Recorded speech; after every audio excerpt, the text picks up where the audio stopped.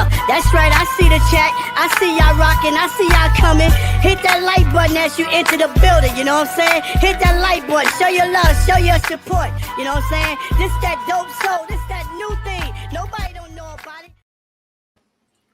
Hello, Knicks family. Welcome to the Just Nick in It, I guess, preview show. The collaboration with Dope Soul Sports and my guy Uncle Freezy from Blorange Tears, and he brought the gang in here tonight. So we about to have a really good time talking about this season. And yeah, we'll get into predictions, how many games the Knicks will win, who'll be the leading scorer, who'll lead the bench, minutes.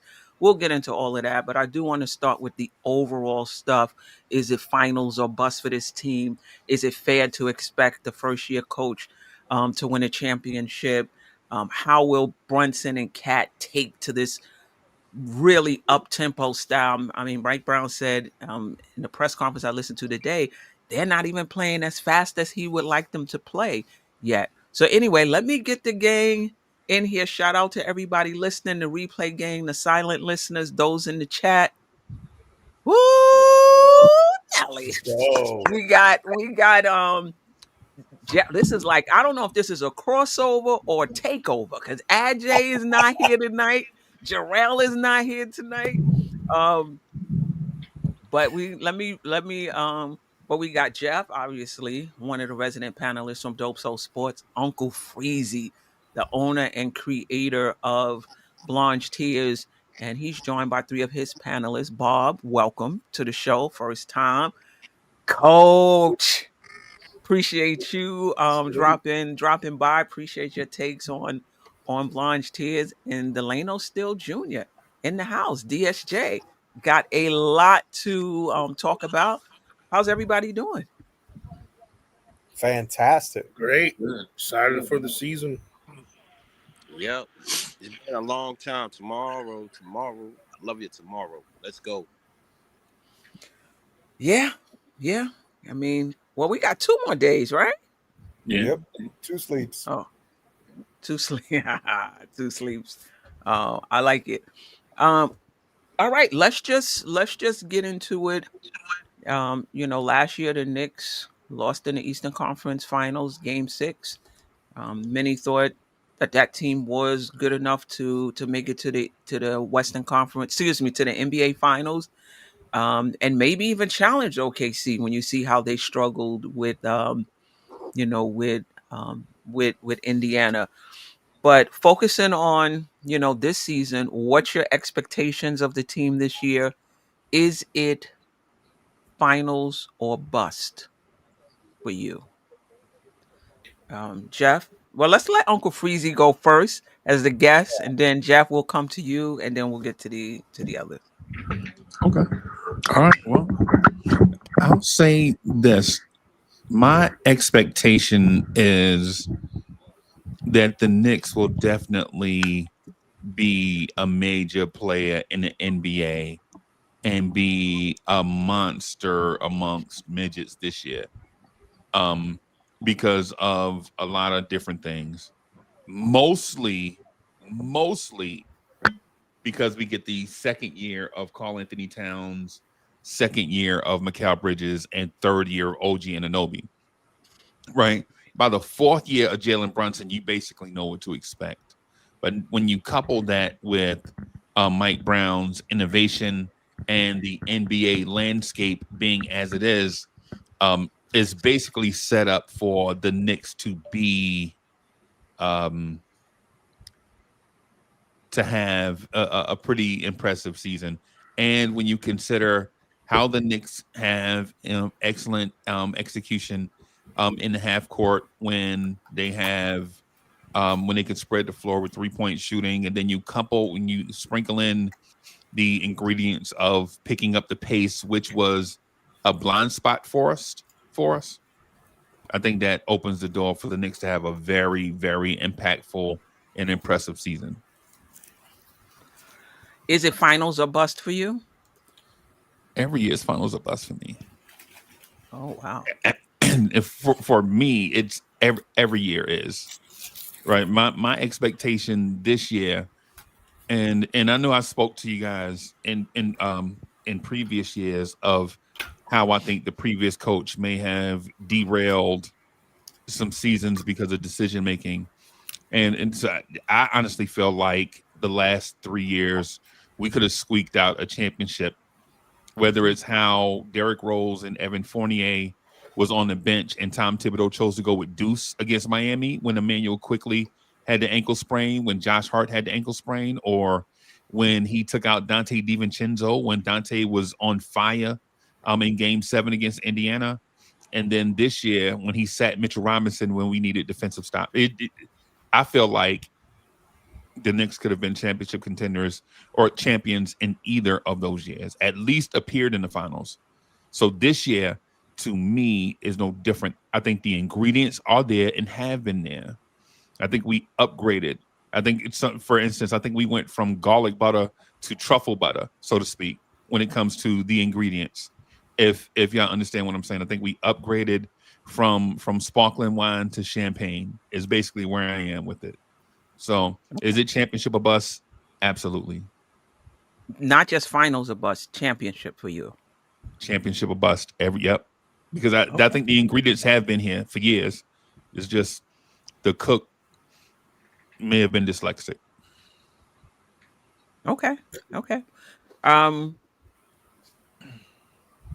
Jeff, your thoughts, what's your expectations for the Knicks this season? And is it, I said finals or bust, but it might even be championship or bust for you. Context always matters, right? And so if this Knicks team is healthy, then absolutely I think it should be an NBA finalist at a minimum. For no other reason than the championship window is open wider than it might otherwise be because of the Jason Tatum and Tyrese Halliburton injuries, right? So you may not have – this may be the best opportunity that we have, to bust our way through the championship window just because – I'm not saying the East is bad, but without two of the best players in the East, you'd have to say it's at the very least watered down a bit. And that gives the possibility of somebody to rise to the top. It's kind of a vacuum that someone can possibly fill. And the Knicks, a healthy Knicks team certainly seems poised to make that jump, even with a first-year coach. The other thing that I would say, and then I'll hand it over to Bob and the folks of Blorange Tears, is that, in my opinion, Jalen Brunson brings the floor to your team as the second round of the playoffs. Like, if you look at each of his seasons in New York, and even when he was in Dallas in his final season, like everyone said, without Luka, that they were going to get smoked by the Jazz. He outplays Donovan Mitchell. He gets him a crucial win or two. And that team ended up going to the Western Conference Finals.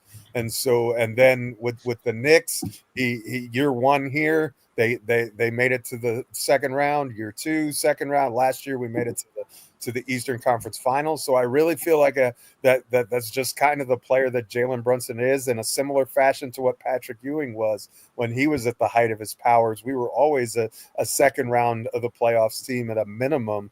I don't think that should change just based upon the coach, especially since I think a lot of the strengths that Tom Thibodeau had are things that Mike Brown brings to the table also. So from that standpoint, I think it should be an NBA Finals or bust kind of a season for the Knicks as long as we're healthy. All right. Yeah. Okay. All right. Go ahead, Bob. Coach.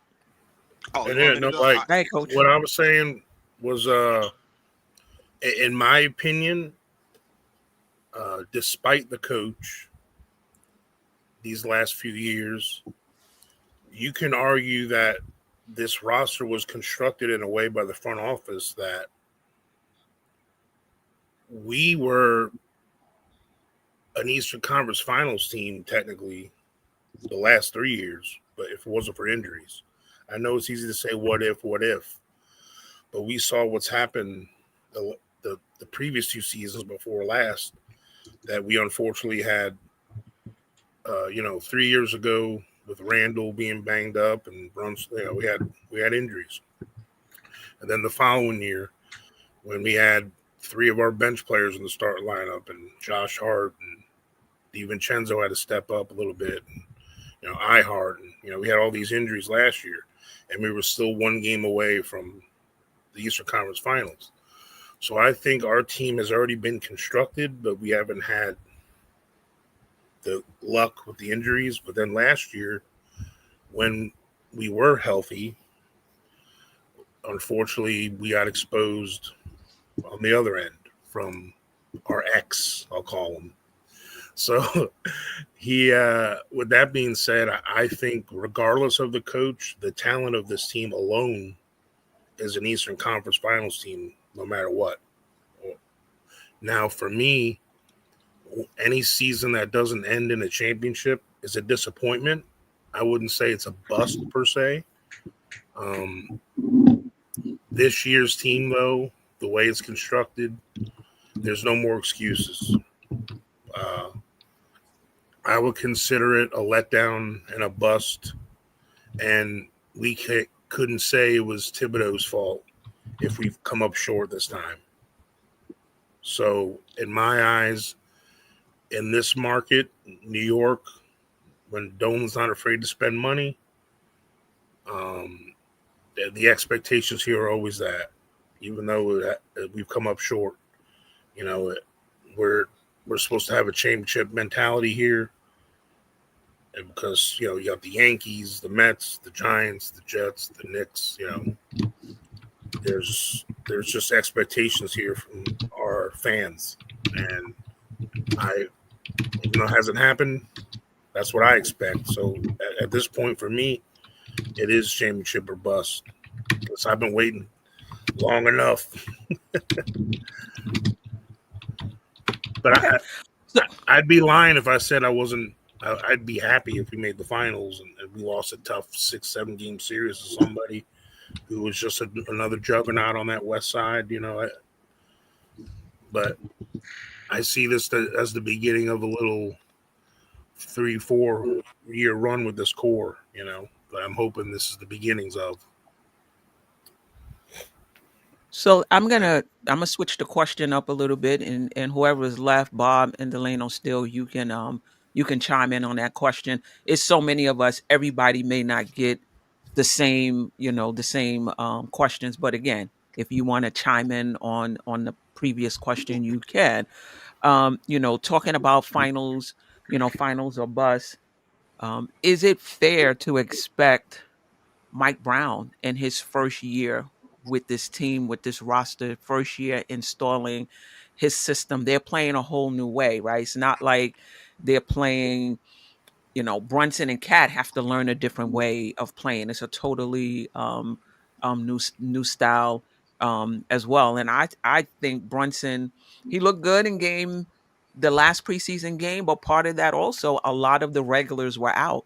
And so he was tasked with scoring more, when he had more of the starters in, and he had to kind of play, within that system and share the ball. He seemed to struggle with probably be a little strong, but seemed to be, trying to find his footing in this new system. So I guess the question again, is it fair to expect a coach in a first year to win a championship?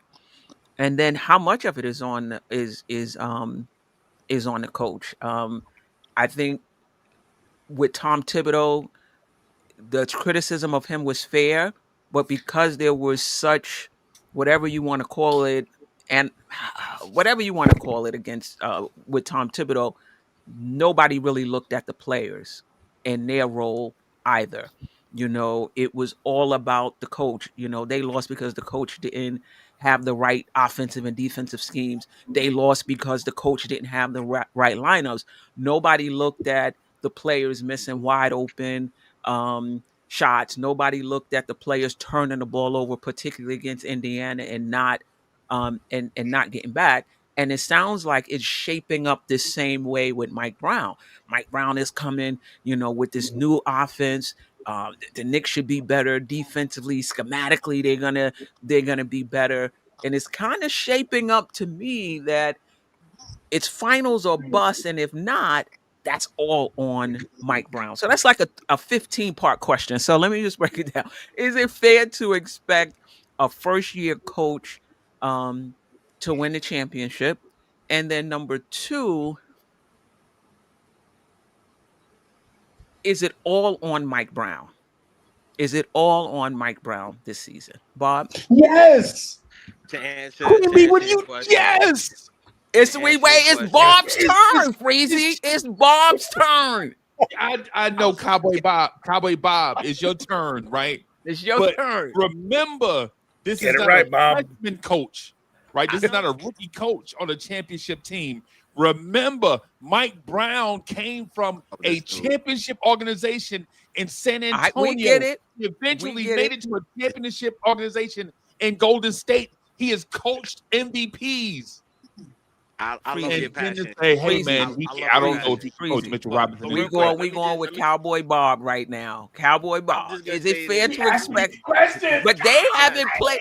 They did this. He hasn't played with this particular team that has to acclimate to his But system. Go ahead, Bob. see, here's the thing. To both your questions, I'm just gonna say one thing. You got a captain in Jalen Brunson, who's a very good at learner. He could take he takes everyone down and make them better. Like, what do I mean? He's that guy that will question you, challenge you, and make the team better. That's why I think Brunson is a unique person to have on this team. Yes, I do believe it, because the thing is we still have this system in play of our defense. What most people don't see is our defense has changed a little bit as far as schemes, but it's Of still course. there. The only thing we're frustrated with right now is our offense. Early in the last few games, we went like 53. We shot 52 3-pointers and was missing. So once we get our offense back, it'll be better. So for me, yes, it is a championship or bust, because you still have the defense there. You still have Brunson as a captain, who is going to elevate the team, because he did off ball and on ball, and you already got Cat, who already knows his role. Everyone else knows their role. The only difference that we might have is probably ball handling and what Brunson may have to do or may not do. So for me, it's your job as the captain and the coach to work together to bring us forward. And we have that, because now we got a coach, Brown, who comes from championships, who comes from development. Look at how he did with the Kings and how he brought up um what's his name? He brought up Fox. Look at how he brought up Hmm. Sabonis. You got better talent with Cat, and you got better talent with Brunson. Brunson's already Mr. Clutch. This team right now is a championship team. But I also say that to say this, we got to be careful. Because we have the talent and everything, they got to make it work together, because it's still a challenge. Atlanta's still good. You got Philly, who's still questionable because everyone's talking about Paul George, but Embiid's back. You still got a lot of things out there. So the East isn't open. We got to earn it. So for me, this year, it's on the players and the coach, because you came into this knowing what you have to do, and championship bus is what we need. And I don't want to go out like we did in the 90s, where we finally beat the Bulls. We go into the finals, and we just go fall flat against the Rockets. Because to me, Ewing was always the beast. I thought behind his defense and everything, he didn't have anything else. But with this team, you got Cat, you got Brunson, you got Bridges, who's actually stepping up, you got OG, you got Clarkson, who's coming off the bench, who's gonna make it easier for McBride, and also make it easier for Shumpert, make it easier for the offense if he attacks. So we have all the pieces now. You might as well just say championship or bust, but it's not gonna be easy. That's pretty much what I gotta say. But yes, Okay. championship or bust. All right. Delano, still DSJ, you with us? Yeah, I'm still here. All right. I'm only here so I don't get fined, if I'm being honest. Here's my problem. Under normal circumstances, I would say you can't you can't expect you can't expect better than last season with a new coach under normal circumstances. But you decided, as far as the president of basketball operations, Leon Rose, that you can only get as far with this roster with that coach. To elevate, to get to the next level, you went with Mike Brown. If Mike Brown loses one game, fire him.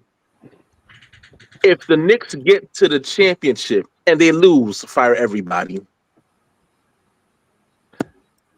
At this point in time, you can't just sit there and put it all on the coach.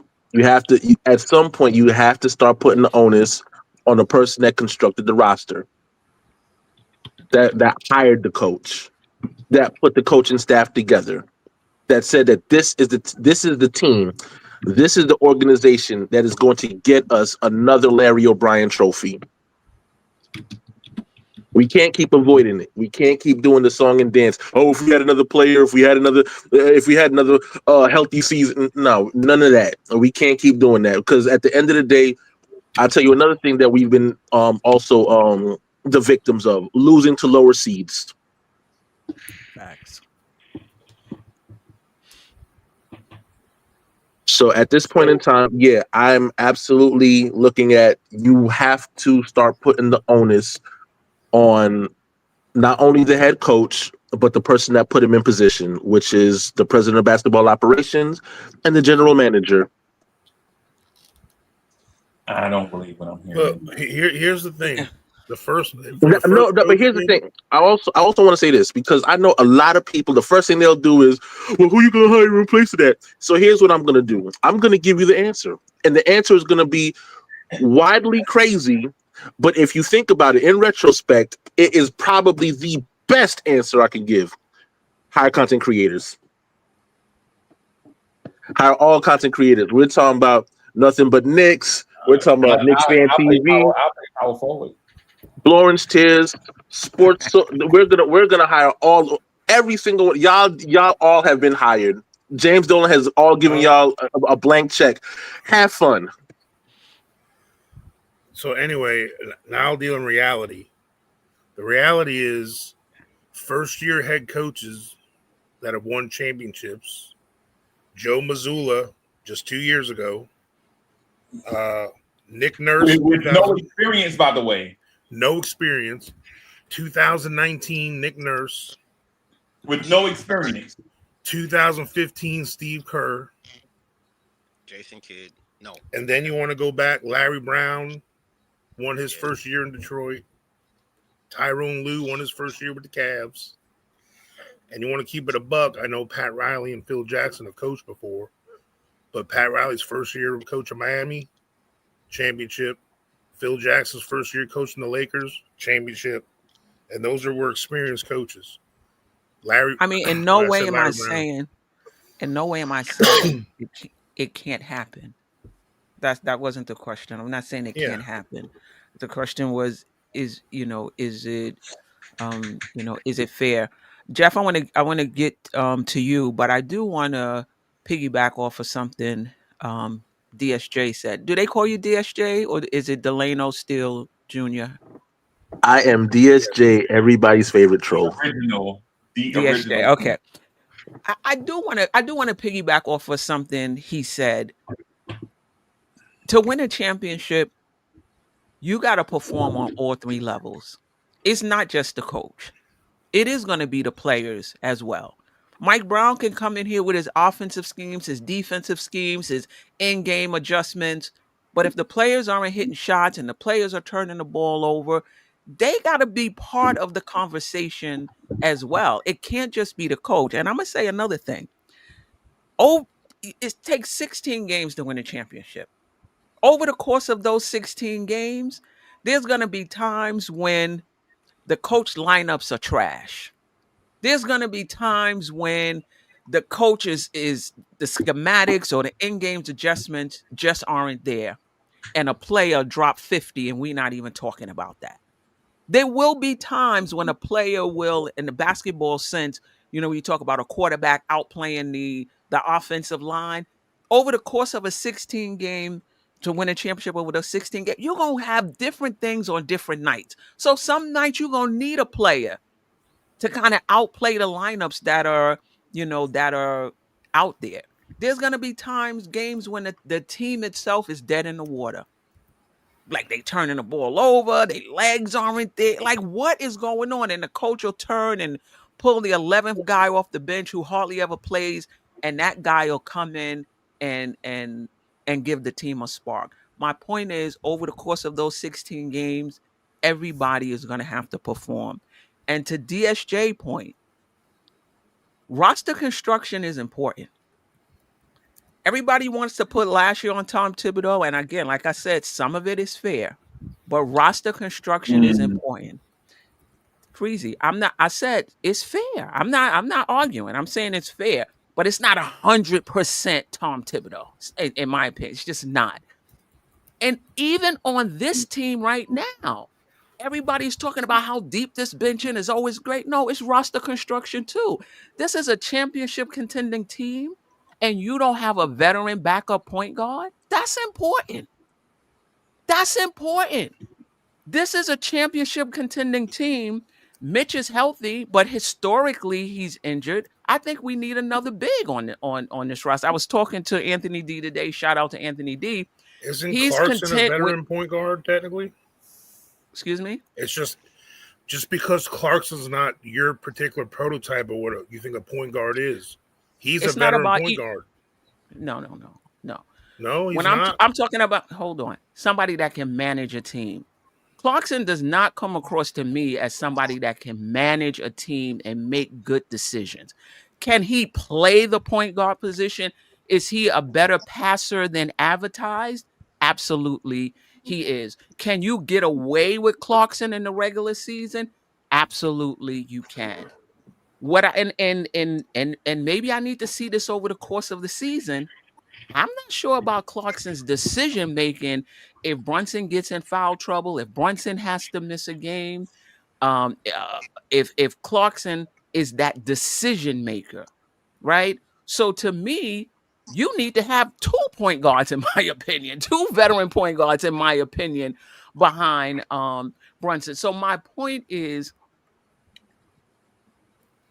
the construction of the roster matters. It's not just being deep, but having key players in key positions. That's also important. Let's see if the Knicks are But able to in get away Mike with it. Brown's offense, he's said it a lot of times, and even the announcers have reiterated the point that 1 through 4 in Mike Brown's system is all interchangeable. Right. And So he doesn't run traditional point guard offense. Right. And I was also going Okay. to say the league has changed to where our idea of a traditional point guard isn't there anymore. We see more guards, point guards being 2 guards and all 4 guards, on-ball guards. Very rarely do we see a heliocentric guy outside of like the top 3, Luka, Brunson, Shea, that actually can perform at those high levels without having someone else doing the point guard duties. Like if you look at the Cavs, for example, Garland may be doing most of the point guarding, but then you still got Mitchell bringing up the ball. You still, that idea of us having a traditional backup, to me, I don't really think that's there anymore. Traditional, like, veteran, he's going to come up and run the floor. It's just about how the system works with you. And I think Clarkson, his role isn't to be the backup point guard. His is just to attack and create for others. So now in this league, I think it's more about role playing and mix and matching than actually being a traditional guard. It's more about the system. I hear We've been brainwashed with the Knicks and with this past regime of this slow, methodical point guard just walking the ball up the court, and that's how the point guard is, and that's what runs the offense. But now the way the offense is, it's a fluid position. It's not like, just look at OKC. Like SGA don't bring up the ball all the time, but he's listed as their point guard. They have several guys that they just want to get the ball up the court via quick passes or whatever. Even Pacers. Yeah. Pacers Coach, don't have you don't have to lecture me on traditional point guards versus the point guards in the NBA today. I'm well aware of it. This is a conversation I have all the time in terms of how the NBA has changed. I'm saying so you can be a scoring point guard and still be a point guard. Right. But that person, whoever it is, whether they're pass first, whether they're shoot first, it's about the decision making. That's where I'm at. It's the decision making. So if I'm hearing you correctly, what you're saying is there'll be enough decision making when Brunson is off the floor that it doesn't matter.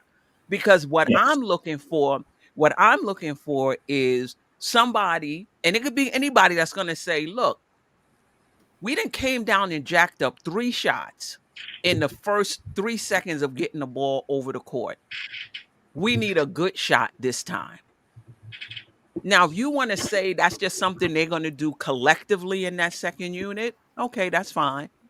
I would be much more comfortable if we had better decision makers in those non-Brunson minutes. And maybe Bridges will run with that second unit and he may prove to be that guy. But it's about this who's Clarkson to me, and he may show me something over the course of the season. I don't really see him as a decision making that's going to be like, we need to get a good shot this time. But I want to hear from Jeff. I haven't heard from Jeff in a while. Well, what I'll say is, what's the job of a coach? In my opinion, the job of a coach is to maximize the output of his players. Right? The job of the coach is to maximize the output of his players. And so if you have a roster like the one that Tom Thibodeau took over when he got here, for example, and if you said that team, the expectations were to win a championship, that would be completely unfair because he didn't have the horses to do that, right?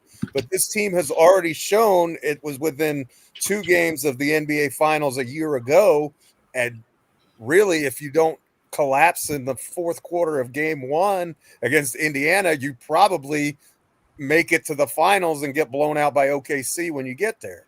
But so he's inheriting a roster that is good enough to get that far in the playoffs because it's shown that it's been good enough.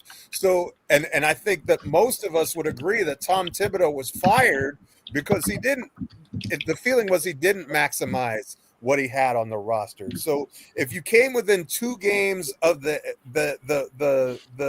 if you come within 2 games of the NBA Finals, not maximizing your roster, you bring in a guy to maximize the roster and he does his job that you're paying him to do, then that should elevate the boat into the NBA Finals at a minimum. That would be my perspective on it. So I think that's completely fair, especially given the type of teams that Brown has coached before and the type of situations he's been in. I mean, he was an assistant in Golden State when they were competing for championships as well. So, so from that standpoint, I think it's perfectly fair to expect that this team will win a lot of games and be right at the top of the East and in the NBA Finals. I don't think that's unreasonable. But I do agree with you that I think that the Knicks have a serious weakness on this team in someone who can initiate the offense and run it. I don't like the idea. I mean, Jalen Brunson does a great job in the time that he's there, but none of the other guys on the floor have those attributes, in my opinion, on the entire roster, except for Kolek. And I don't think Kolek is ready for the speed of the game. He doesn't look like a guy you can play against frontline NBA players. I'm not saying he'll never be, but he's 25. I doubt that he will be. And that's coming from someone who's pretty high on his IQ and his court vision and those sorts of things. So I definitely think that's a weakness of the team. But the other thing that I guess that you could say is that if you look at the guys that left the Knicks, Precious Achiuwa, Cam Payne, DeLon Wright, all got cut by the teams that they went to, right? So, I mean, does that speak to the quality level of those players, or is it just that they went to bad situations? I don't know, but I think that even though I don't like the Knicks bench right now, I don't think that they're particularly good. I think they're probably better than they were last year. But in my opinion, that's an extremely low bar to cross because the Knicks bench last year was one of the worst in the NBA, in my opinion. Before we get to Freezy, what is it about the bench that's a concern for you? Well, not a fan of Jordan Clarkson's game at all. I think he's an inefficient chuck. I think he'll have some moments that'll be wow moments, but I don't think he's a particularly uh, good guard. I think that he's a high volume, low percentage scorer, and that's just the type of player that I like very much. I haven't been overly impressed with what I've seen from Gershon Yabusele to this point. I think that he doesn't look like he can play the 5 at all. And if he's just a 4, I'm not sure I've loved what I've seen, and maybe it's just adjustment for him. I'm willing to give him some time. Can't tell in the preseason, but so far I haven't seen anything that screams, yes, this guy is the answer to what ails us. And then, Josh Hart is injured. How's his back? How's his finger? How's his, you know what I mean? So when he's healthy, he can be relied upon, and I trust him, to give good backup minutes. Deuce is a terrific player in some ways. I mean, I think he's a good point of attack defender, but not a great point of attack defender. I think he gets exposed in the playoffs. I think if you look at what TJ McConnell did to him, I think if you look at what Dennis Schroeder did to him, I think he struggled in those matchups mightily. And so to just expect him to come in and become, the lockdown point of attack defender, I don't think that's him. At the same time, lineups with him and Brunson are very successful. So, I think he has gravity in that he is a willing and competent catch and shoot 3-point shooter. So I think he brings that, but he's not a point guard by any stretch of the imagination. He can't create his own shot off the dribble. And we don't have a lot of guys who can break down a defense and are really willing passers. And so, from that standpoint, I'm not crazy about him either.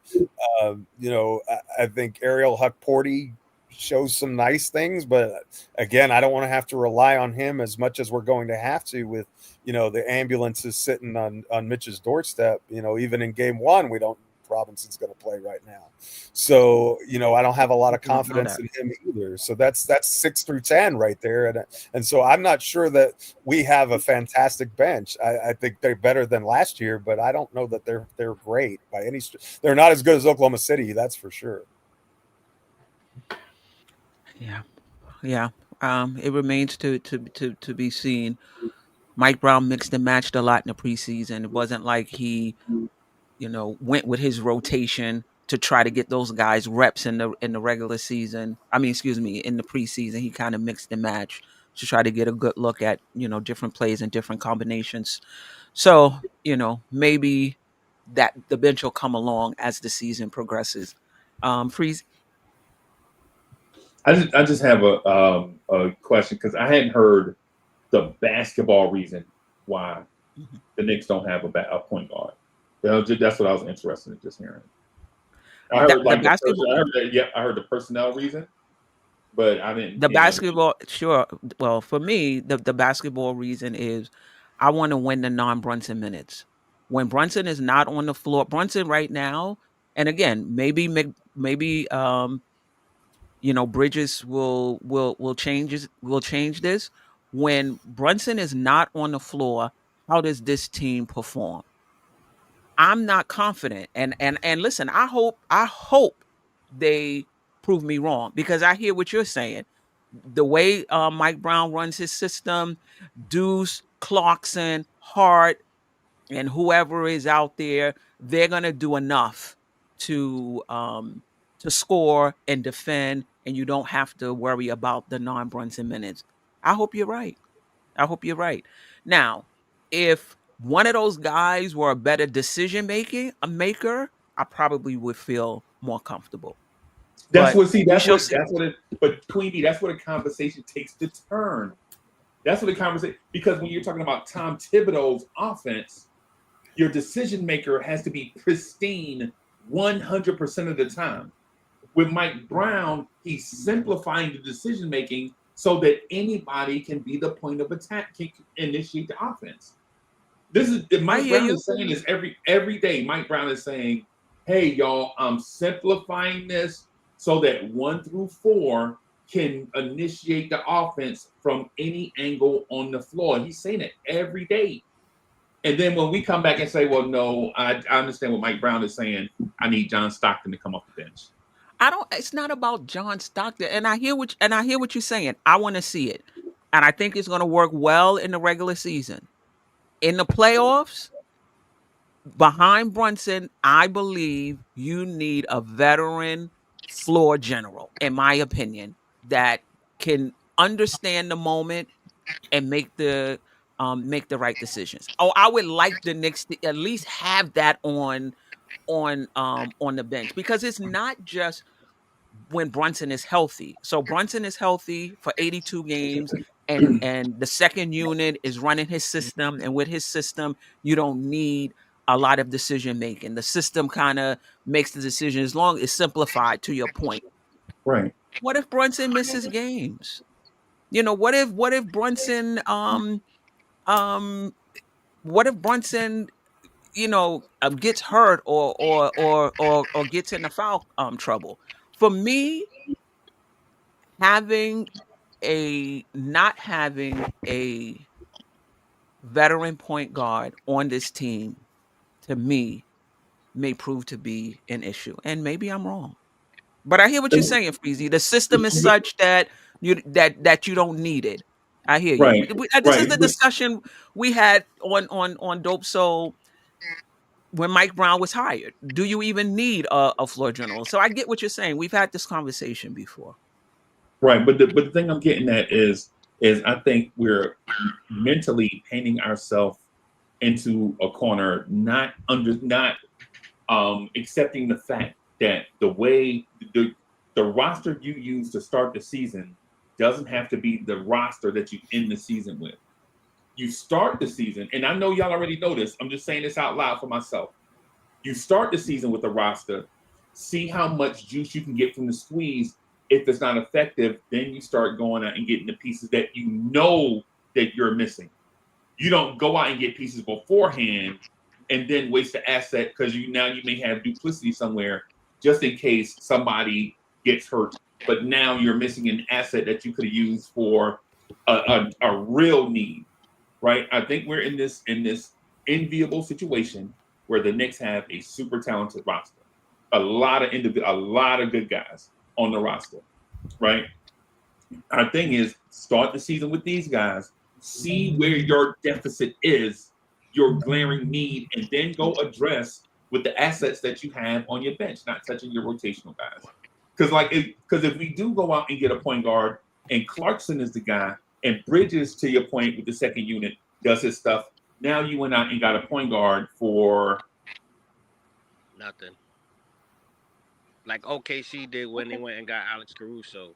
They got him at the right time to where it pushed them above the turnbuckle. So I agree with you on. I'm just saying, like, right now we got to see with what we got. It's still a new coach. Got to see how the system operates, and from there, like you said, we can trade and get better assets if it doesn't work out. Let me ask this question, Coach, and GSJ. You can forget about the decision making. Are you comfortable with the ball handling on this team behind Brunson? I mean, me personally, I've always felt that was a weakness of our team. The ball handlers outside of Brunson, because we've seen Josh Hart, when he handles the ball, sometimes it's like 10 thumbs. Same with OG and Mikal Bridges. Sometimes he's really weird with his ball handling. But I think, and I hate to always make this excuse of the system.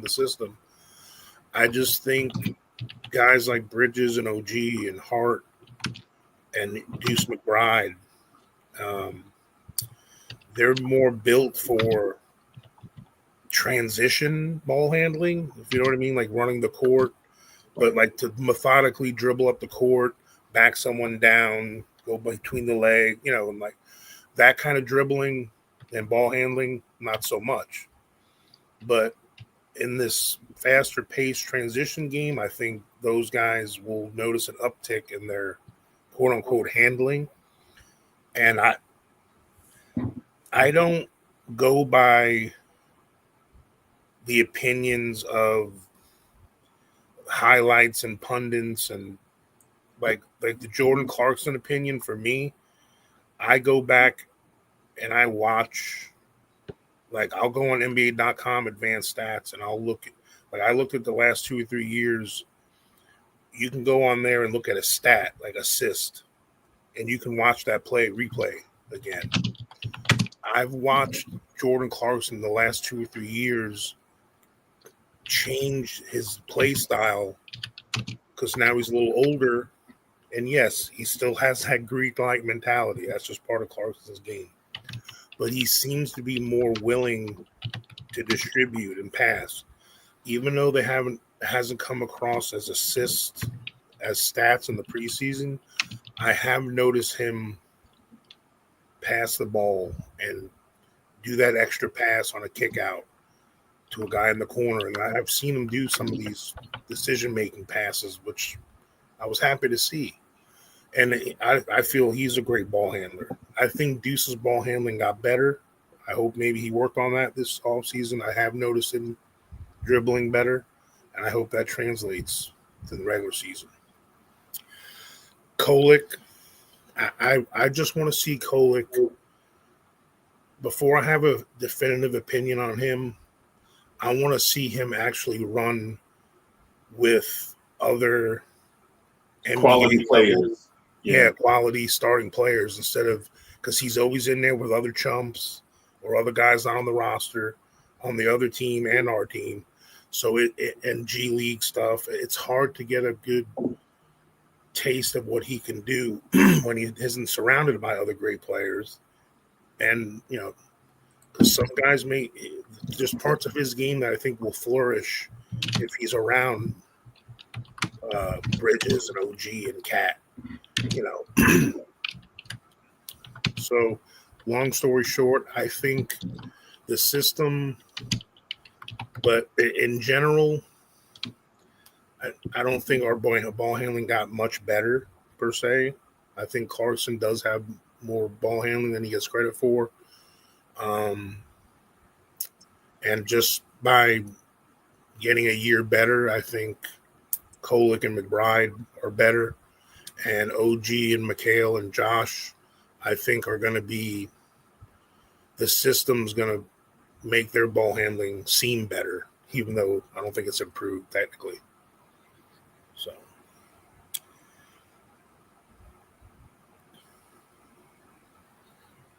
Oh, did you lose me? No. Let's go on to I'm on location. I got dogs barking in the background. Yeah, no problem. Let's move on to the coach. We'll start with Bob, DSJ, Jeff, Freezy. Come back to you, Coach. What are you curious about with Mike? Curious to see with Mike Brown as a coach? What is the number one thing you're looking to see or excited to see with Mike Brown now at the helm?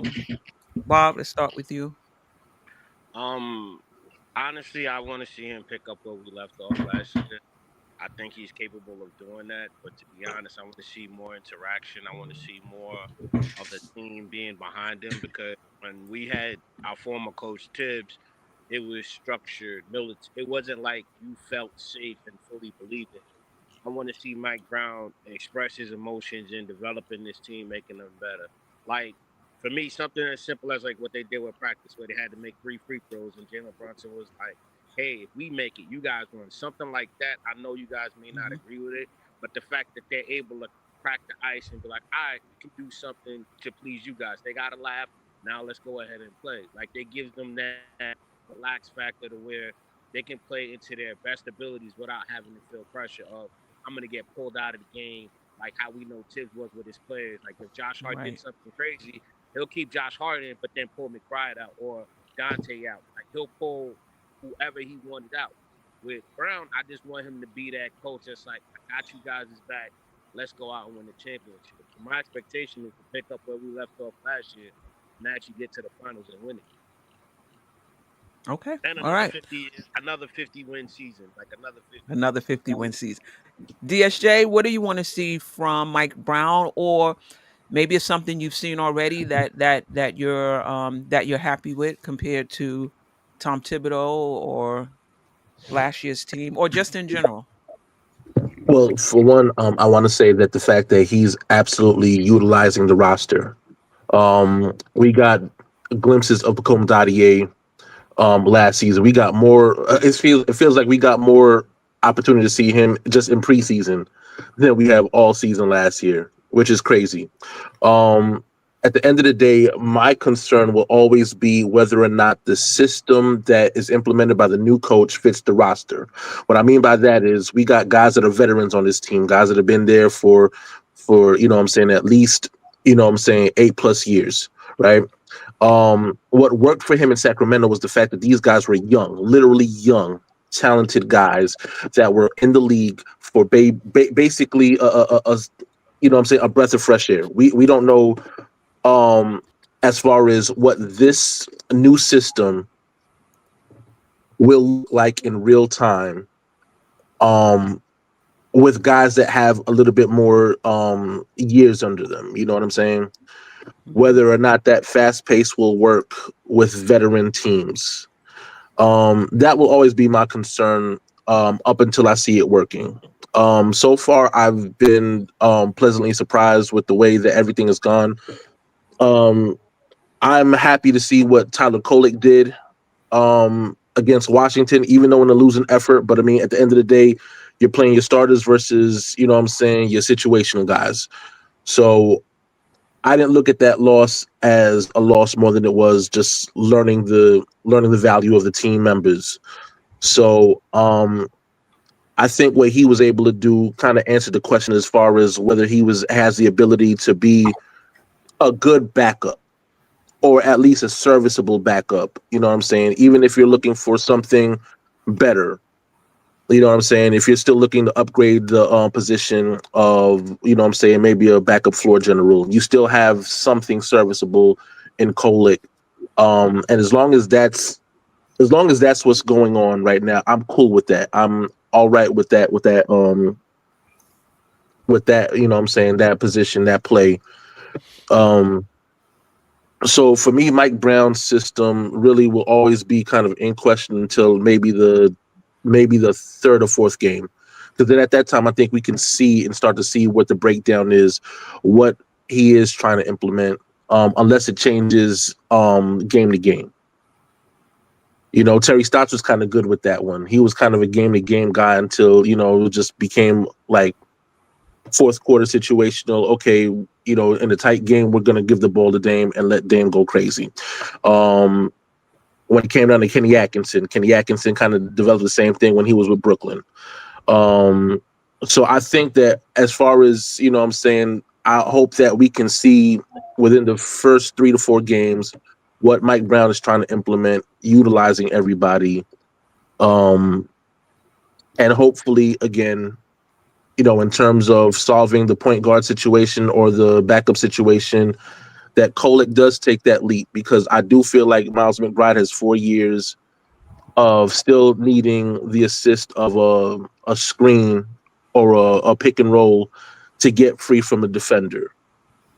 Um, has he improved? Yes, but at the end of the day, I still see where it's like a glaring need to be able to break down defenders in a one-on-one situation.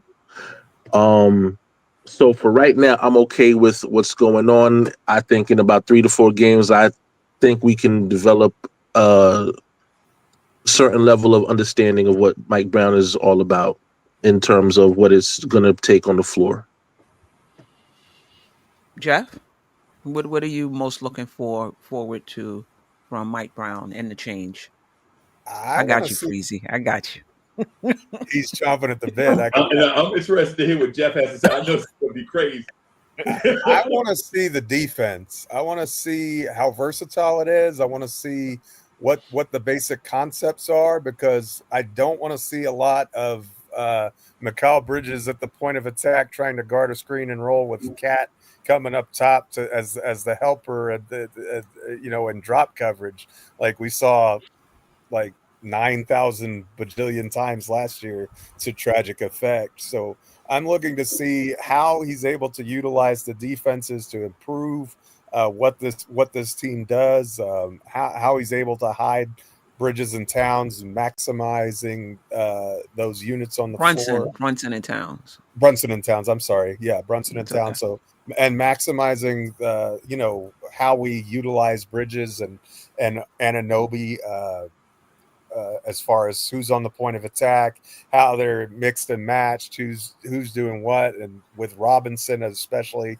in there also. I think that with those three, and then do we play some zone defense? Like, do we throw in some wrinkles and be a team that's multiple? Like, I think that would be wise with the personnel that we have. So we did some zone preseason, I saw.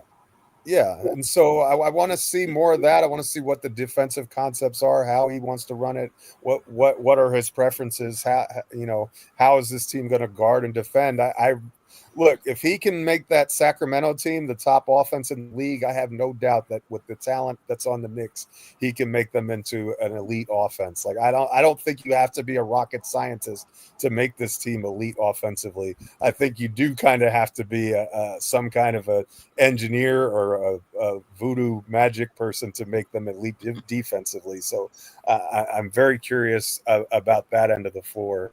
I honestly, I think the offense is going to take care of itself. I'm not overly worried about it, but I would also say that if you're expecting him to be playing 12, 13 guys, I don't think that's happening. I think we're going to have 9.5, 10-man rotation, and I think it's pretty much going to be the same guys, on a nightly basis. I don't think we're going to see a ton. If you're expecting a lot of Daddier and Kolek and the like, I don't think that's what's going to happen, because with all the pressure that's on Mike Brown, he's going to let the best players play, because it's his job that's on the line, and why wouldn't you do that? So if you're expecting a lot of minutes for these younger guys, I don't think that's happening. I think you'll see a lot more minutes from Landry Shamet before you see any rotational spot for Paycomb or Tyler or even Mo Diawara, who I think looked really good in the preseason. I like him too. And shows some flair, but I don't think that you're going to see much of any of those guys. I'll be surprised if you are, at any rate. Let me just say this real quick before we get to Freezy. We've heard a lot from Mike Brown about his offensive philosophy. The only thing I've heard defensively is we want to be physical and not foul. That's all I've heard so far about what he wants to do on the defensive end. So I'm with you, Jeff. I don't have a lot of insight in terms of what he's talked about, but I am hopeful. And that's what I'm looking to see as well. Like, what are the Knicks doing schematically, defensively, particularly with Brunson and Cat? Freezy, what are you most looking forward to or curious about? Then we'll get to Coach, right? Yeah. I honestly think the thing I'm most looking forward to is I'm okay. She was making sure that I talked about Mike Brown. I'm gonna do it. Okay. And you ate your wings. Yeah, right. I think the thing I'm most interested in seeing is how quickly Mike Brown gets this team to a top 3 offensive ranking and a top 3 defensive ranking. Right? Wow. Now the top 3 offensive part, I'm kind of nervous because a lot of the dudes that we brought in, a lot of the dudes that we have, and we said, oh, these guys can shoot, they can score. But in the preseason, at times, they have missed a lot of shots. And I know it's the preseason, right? And I know guys have to get accustomed to such and such. The defensive part, I don't think is. I thought Jeff was gonna take my point. I was ready to be quiet, right? The thing though is, I don't think you need a magician or a blessing or an engineer to fix the defense. I think you have to just undo real ritualistic habits that the Knicks had last year, right? The defensive guy wasn't really, our defense was not even that, right? Under Tibbs, we didn't, in his 5 years, he didn't average a top 6 or 7 defense in the NBA under Tibbs. And it can't be the personnel if it's a 5-year sample size. Right? The thing is that system, like the triangle offense, is dated, right?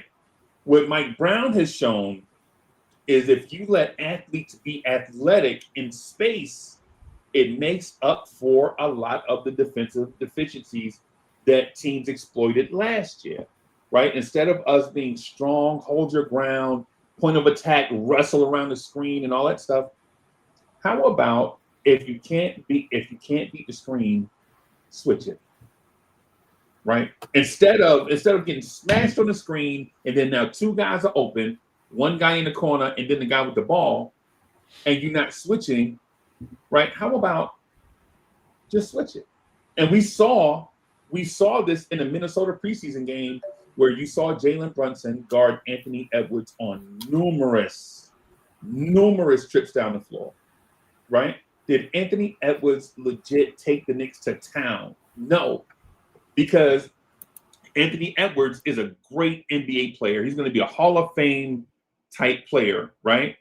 But the thing is, if you give Anthony Edwards, let him score whatever amount of points he wants to score, but you shut everything else down by having wings, hedging, playing passing lanes, ready to switch, contest everything away from the ball. Now you have Anthony Edwards just scoring some on Jalen Brunson. Now, when I mentioned Jalen Brunson guarding Anthony Edwards, I already know what most people want to think. They want to think, oh my God, he's going to score 40 on Jalen. Well, what about what's the rest of the team going to score? When you have natural wing players, this is the reason why they're called the wing players, because they play on the wing and they play these passing lanes and they contest and they take away passes. They box out on shots. They get out and run. We didn't do that last year. And for those that want to, again, say, man, Bridges got to play better. No, Bridges is a wing player that defended mostly point guards last year. So you took away him being a wing and turned him into a point of attack defender. Now this year, all Mike Brown's going to do is say, hey, Mitch, listen, if they run a switch and with Rudy Gobert and Anthony Edwards, I don't mind Mitchell Robinson switching on Anthony Edwards for a spell. That's not going to be your primary defensive assignment. But I would be okay with Mitchell Robinson's defensive and athletic ability switching and guarding other players. And then that way the other four can rotate and have Mitchell Robinson's back. And if that means that Cat has to guard out front where the other four guys behind him play defense on a string, then we're not worried about if Cat gives up 16 points to a guy, right? Or Jalen Brunson giving up 20 points to these elite wing scorers or backcourt scorers in the NBA. Because ultimately what it comes down to is our team scoring more points than their team so that we can win. And how we get there, you don't have to be a mean, spirited beast monster to play defense. You just have to have coverage, defense on the string. And so with Mike Brown doing that, he showed it in the Philly games. He showed it in the Minnesota game. The Charlotte game was a mess all over the place. I don't know what that was. I don't think he did either. We may as well just throw that game away. But if that's the philosophy, where OG Anunoby, Mitchell Robinson, Mikal Bridges are all switchable defenders, then that by itself tightens up the defense and get us into that top 10-ish area. Because most NBA teams don't have a Mitch, an OG, and a Bridges at the same time bringing a deuce off the bench. Most NBA teams don't have that. So that's what I'm most looking forward to. The fact that Go ahead, sorry. No, I'm sorry. Go ahead. I'm sorry. My question is, so if I'm hearing you correctly, the schemes is going to help downplay, help team defense, basically. Team defense is going to help the Knicks defense and hide. I mean, you mentioned 4, he's playing 10. So there's the other 6 players on the team really aren't strong defenders. But you believe just schematically, if they're able to just rotate and get into their spots, that'll help tremendously behind the good defenders that we do have. No, I'm saying the opposite. I'm saying what you saw in that Tom Thibodeau defense, throw it away. and let people be natural athletes and defenders. Right? You But don't have to I have. get that, but we only got 4 of But them, you is what I'm just trying to asked say. me, but you get it, but you just asked me the same thing. I guess, okay, let me ask it a different way. Okay. All right. Mitch, our best defenders are not going to be in the game all the time. Right. Right? Mitch is probably going to play 24 to 26 minutes. There's going to be Right. times when you have Cat at center. There's going to be times when you have players in there that are not strong defensively. Are you saying that the scheme will help those players out as long as they're where they're supposed to be as far as team defenders, that the Knicks should be okay? No, I'm saying that throwing away a system that told players to be super disciplined in the way that they see things and deny their instincts. Don't gamble. Don't reach. Don't contest that pass. Don't do. Instead of us being super disciplined in a defense that didn't work, neutralized athletic ability, right? And the other part is when I mention OG, Bridges, Deuce, and Mitch, I'm pointing out 4 elite defenders. It doesn't mean the other 6 defenders or 7 defenders that'll play will be poor defenders. They'll range, they all vary in their defensive levels. But having them be free to operate as natural athletes, in my mind, is what will make the defense better. And we saw it on I think the Minnesota game is the example that we should go by. Right? Yeah. Instead of us smashing on the screen on Rudy Gobert 25 feet away from the basket when you know Rudy Gobert is not going to do diddly poo 25 feet away from the rim, why are we smashing up against Rudy Gobert? You know Rudy's not going to take anybody up the dribble or shoot threes. Right? You know Anthony Edwards is the focal point of that play when they run that screen there. Right? Now, if that's Nas Reed, you may pay it a little more attention. If that's Julius Randle, you may pay it a little more attention, but you still give your athletes the freedom to make the decision on the floor and communicate. Where in the Tom Thibodeau defense, it's as simple as Jalen Brunson's never going to be the point of attack defender. He's going to be a baseline defender, right? It's the reason why he draws charges, because he was responsible for that boxing baseline. If somebody drove the lane, his job was to slide in front and contest the shot, which led to him drawing charges. And Josh Hart on the other side was doing the same thing on that box. This is your responsibility. But Josh Hart, instead of taking charges, he rebounded misses, grabbed those misses, and ran the floor with it. And what I'm saying is the 5 guys are not going to be in these predictable defensive places. Like, legitimately, a coach can see the Knicks on the schedule, know where Jalen Brunson and Josh Hart are going to be in your defense, and game plan 2 or 3 days before time, because you know Cat and pick and roll is only going to come up so far, and behind him is going to be Jalen Brunson and Josh Hart on either box. And if you're a basic level NBA coach and you know that's what the defense is, then you can run plays, you can drop plays in the summertime and run them 6 months later when you play the Knicks. But now when your defense is not predictable and the defense is actually defending the offense, right? Defending the offense as they run their offense, and guys can make real-time decisions based on what they see, the defense is going to be set free, so to speak, to be athletes and grab those rebounds and go and continue to put pressure on the ball. Yeah. We shall see. I'm looking forward to the schematics. I'm looking forward to everything you said. I still think you need to be a top 3 or top 5 defensive team. I think it's more than schemes. I think it's more than that. And I think we do have some really, really good defenders on this team. I just think that when you have your best defensive teams in there, your offense takes a hit. When you have your best offensive teams out there, your defense takes it takes a hit. So it's going to be interesting to see how Mike Brown mixes and matches the lineups to kind of get the best offensively and defensively. If the Knicks are top 10 in defense, I would be super duper happy with that. I personally don't think the schemes will be enough. So I'm interested, Freezy, to see how this plays out. Coach, what are you interested in seeing from Mike Brown and Well, his style of play?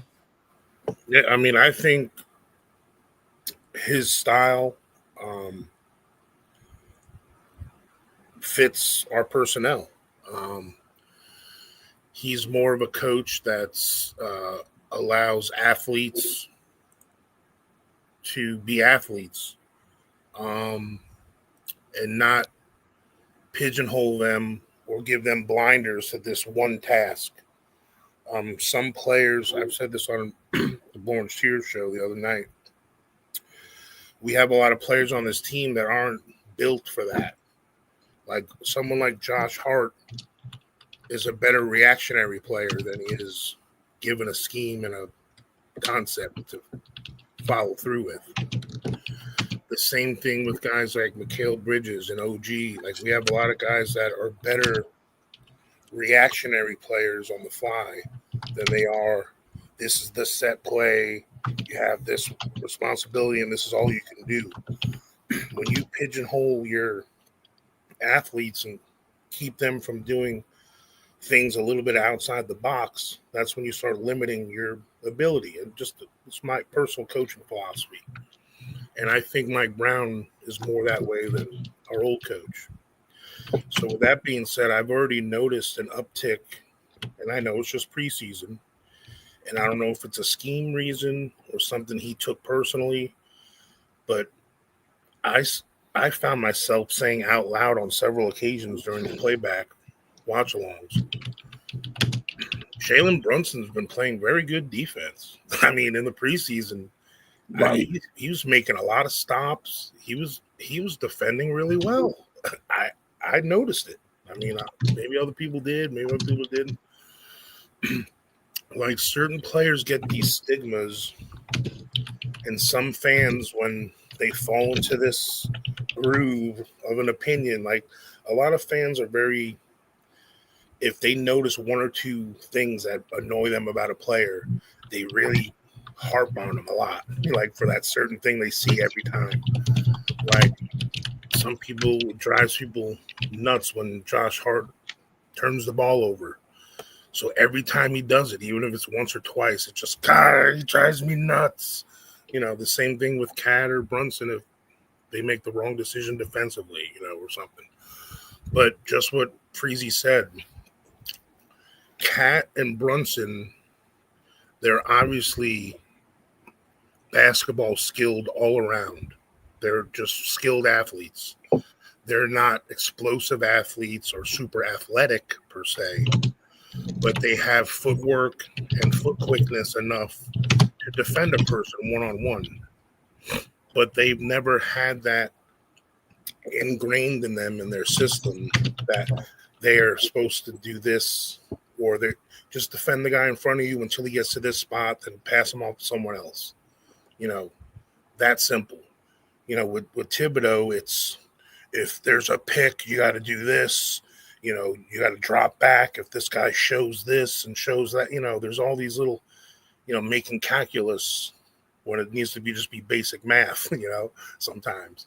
So I think we have some guys that maybe aren't traditionally that great defenders that will look better because someone like Mike Brown and the defense we're going to be running, because we're going to have three elite defenders in our starting lineup, assuming Mitch is starting, Mitch, Mikal, and OG, you let those guys defend like the passing lanes, and you give them the freedom to cover more ground for those other two guys instead of them just focusing on one guy, those elite defenders, like, because guys like Mikal Bridges and OG are great at defending the passing lanes. You know what I mean? Like And it seems like Mike Brown wants us to take chances, to go for steals, to. So there's going to be plays where someone gets by us because we're going for a steal. But a lot of times that's going to turn into transition points for us when we do get those steals. So in long or short, I think this is what we're going to notice. We're just going to be noticed. We're going to look more modern. It's just something that I just think we have Tibbs fatigue on what this team looks like, and we just only know one thing these last 5 years. And I look forward to it. It's going to be refreshing to see. Okay. So from what I've seen in preseason, aside from our shooting was abysmal, that's going to get dialed in eventually. I thought our defense looked better than our offense in the preseason, to be honest with you. Not in that last game. That first half was kind of ugly, but we didn't have starters in there and whatever. But so yeah, that's my take on the whole thing. Bob, did you get a chance to talk about what you're looking forward to seeing Mike? Oh, I think you did. You talked more about just how he relates relates to the players.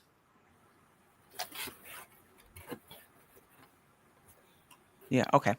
All right, so let's move into the prediction part of the show. Bob, we'll start with you, and this is just really simple questions, and there's a lot of them, so we'll just kind of go around and just do it really really quick. Which player takes the biggest leap this season? We're gonna go Jeff Freezy, coach. Real quick, if you want to say why, just like a quick sentence. Mikal Bridges, biggest leap, near all-star level production. Okay, Freezy.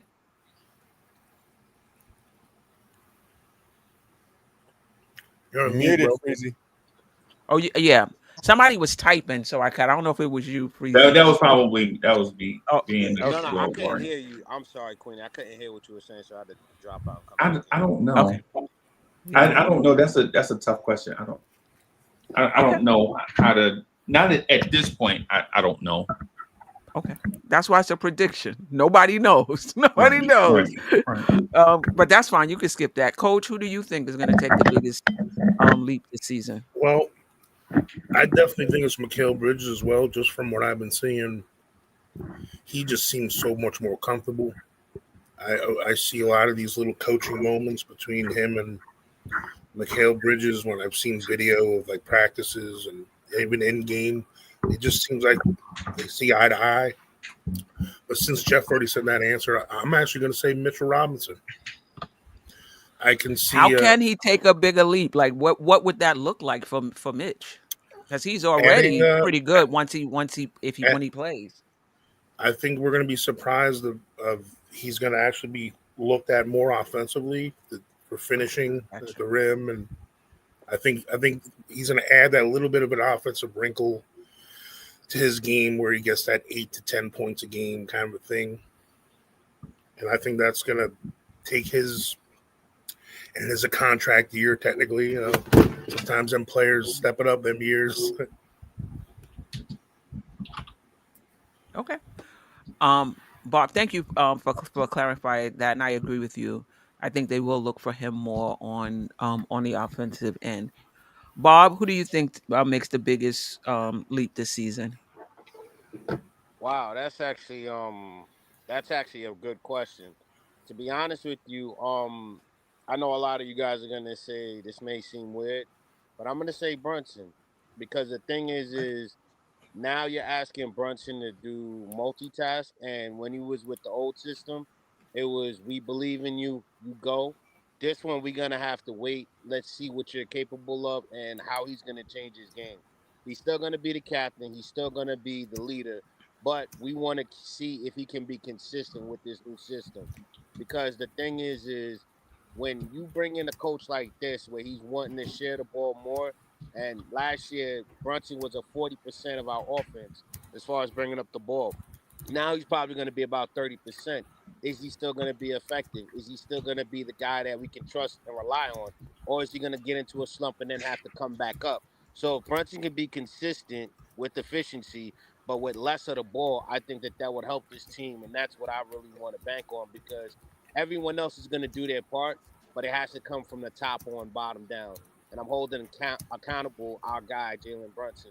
So for me, it has to be him being efficient in his shot taking. He has to be more efficient in his passing. Like I even seen him do a screen for Bridges. He came down after they had a steal, passed it to they passed it to him. He goes underneath the basket, and I forget the dude from the 76ers. He came up and pressured him underneath the basket. He kicks it back out to Brogdon. Brogdon then kicks it into Mikal Bridges, and Mikal Bridges dunked it. But what most people didn't see was Brunson set that screen for Bridges to cut to the basket on a dunk when we were playing the 76ers. I think it was game 2. And we had Brogdon in there. So when you look at how he can be used and idolized, that's what I want to see Mm-hmm. more of. And if he leads, I think that we're just going to win a championship. So I'm putting it on him because he's the captain. All right. Next question. We'll stick with Brunson. Does he average more or less points in the system than he did last season? Jeff? I'm gonna say a push. I'm gonna say about the same. I don't think he's Coach? going to average more or less. I think he's going to be right about where his career numbers are, because I think he'll take fewer shots, but I think he'll get better shots, and so I think his efficiency may improve, even though his volume is a little bit down. And so I think he's going to be about where he's at now, but I think his assist numbers will actually go up. Coach? Yeah, I agree with Jeff on that. I think he's going to be right about the same with better efficiency. I think he is going to take less shots. I think he's actually going to be the free throw line more this year. Okay. Just the way the flow is, we're going to have more possessions with our pace, so there are going to be more shots to be put up. And I think the McHale's and OGs of the world are going to be taking more shots this year. Okay. Freezy?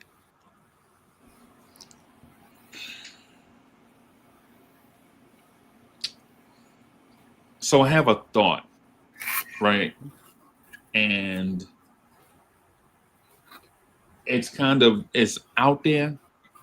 I think in order for the Knicks to win the championship, Jalen Brunson has to be the MVP, right?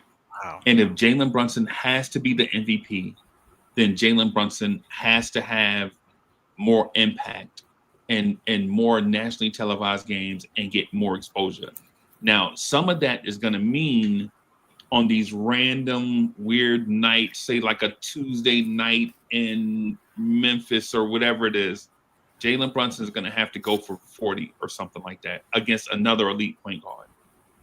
And so with that being said, I think Jalen Brunson is going to average more points per game, not because he's a chucker, but because in order for the Knicks to get to the place where they want to be, Jalen Brunson has to have a MVP season. And Jalen Brunson doesn't have to get there by dribbling the brown off a basketball or the orange off a basketball. Jalen Brunson can get there by knocking down those spot up threes that he's been getting in the preseason. Like if you notice in the preseason, it's not about Jalen Brunson just dribbling the air out of the basketball. It's about Jalen Brunson relocating, getting himself open for shots. So his shot diet looks different, right? So does he take more shots? I'm not going to say he's going to take more shots, but Jalen Brunson will probably score more. And if he does take more shots, it's because the team as a whole is probably taking more shots. And that distribution, that equal distribution to everybody is probably going to lead to Jalen Brunson scoring more points. Okay. So together with the next question, you believe he'll lead the team in points. Bob, do you think Brunson will score more or less points, and who will lead the team in scoring? Two-part question. I think he's gonna lead with scoring. I think he had what, Bob, 27 you need to points turn up your last mic. season. Oh, Wait, can you hold hear on. me Let me see. now? I might be able to do it on my end. Let me see. Okay. Go Sorry, ahead, I didn't Bob. mean to interrupt.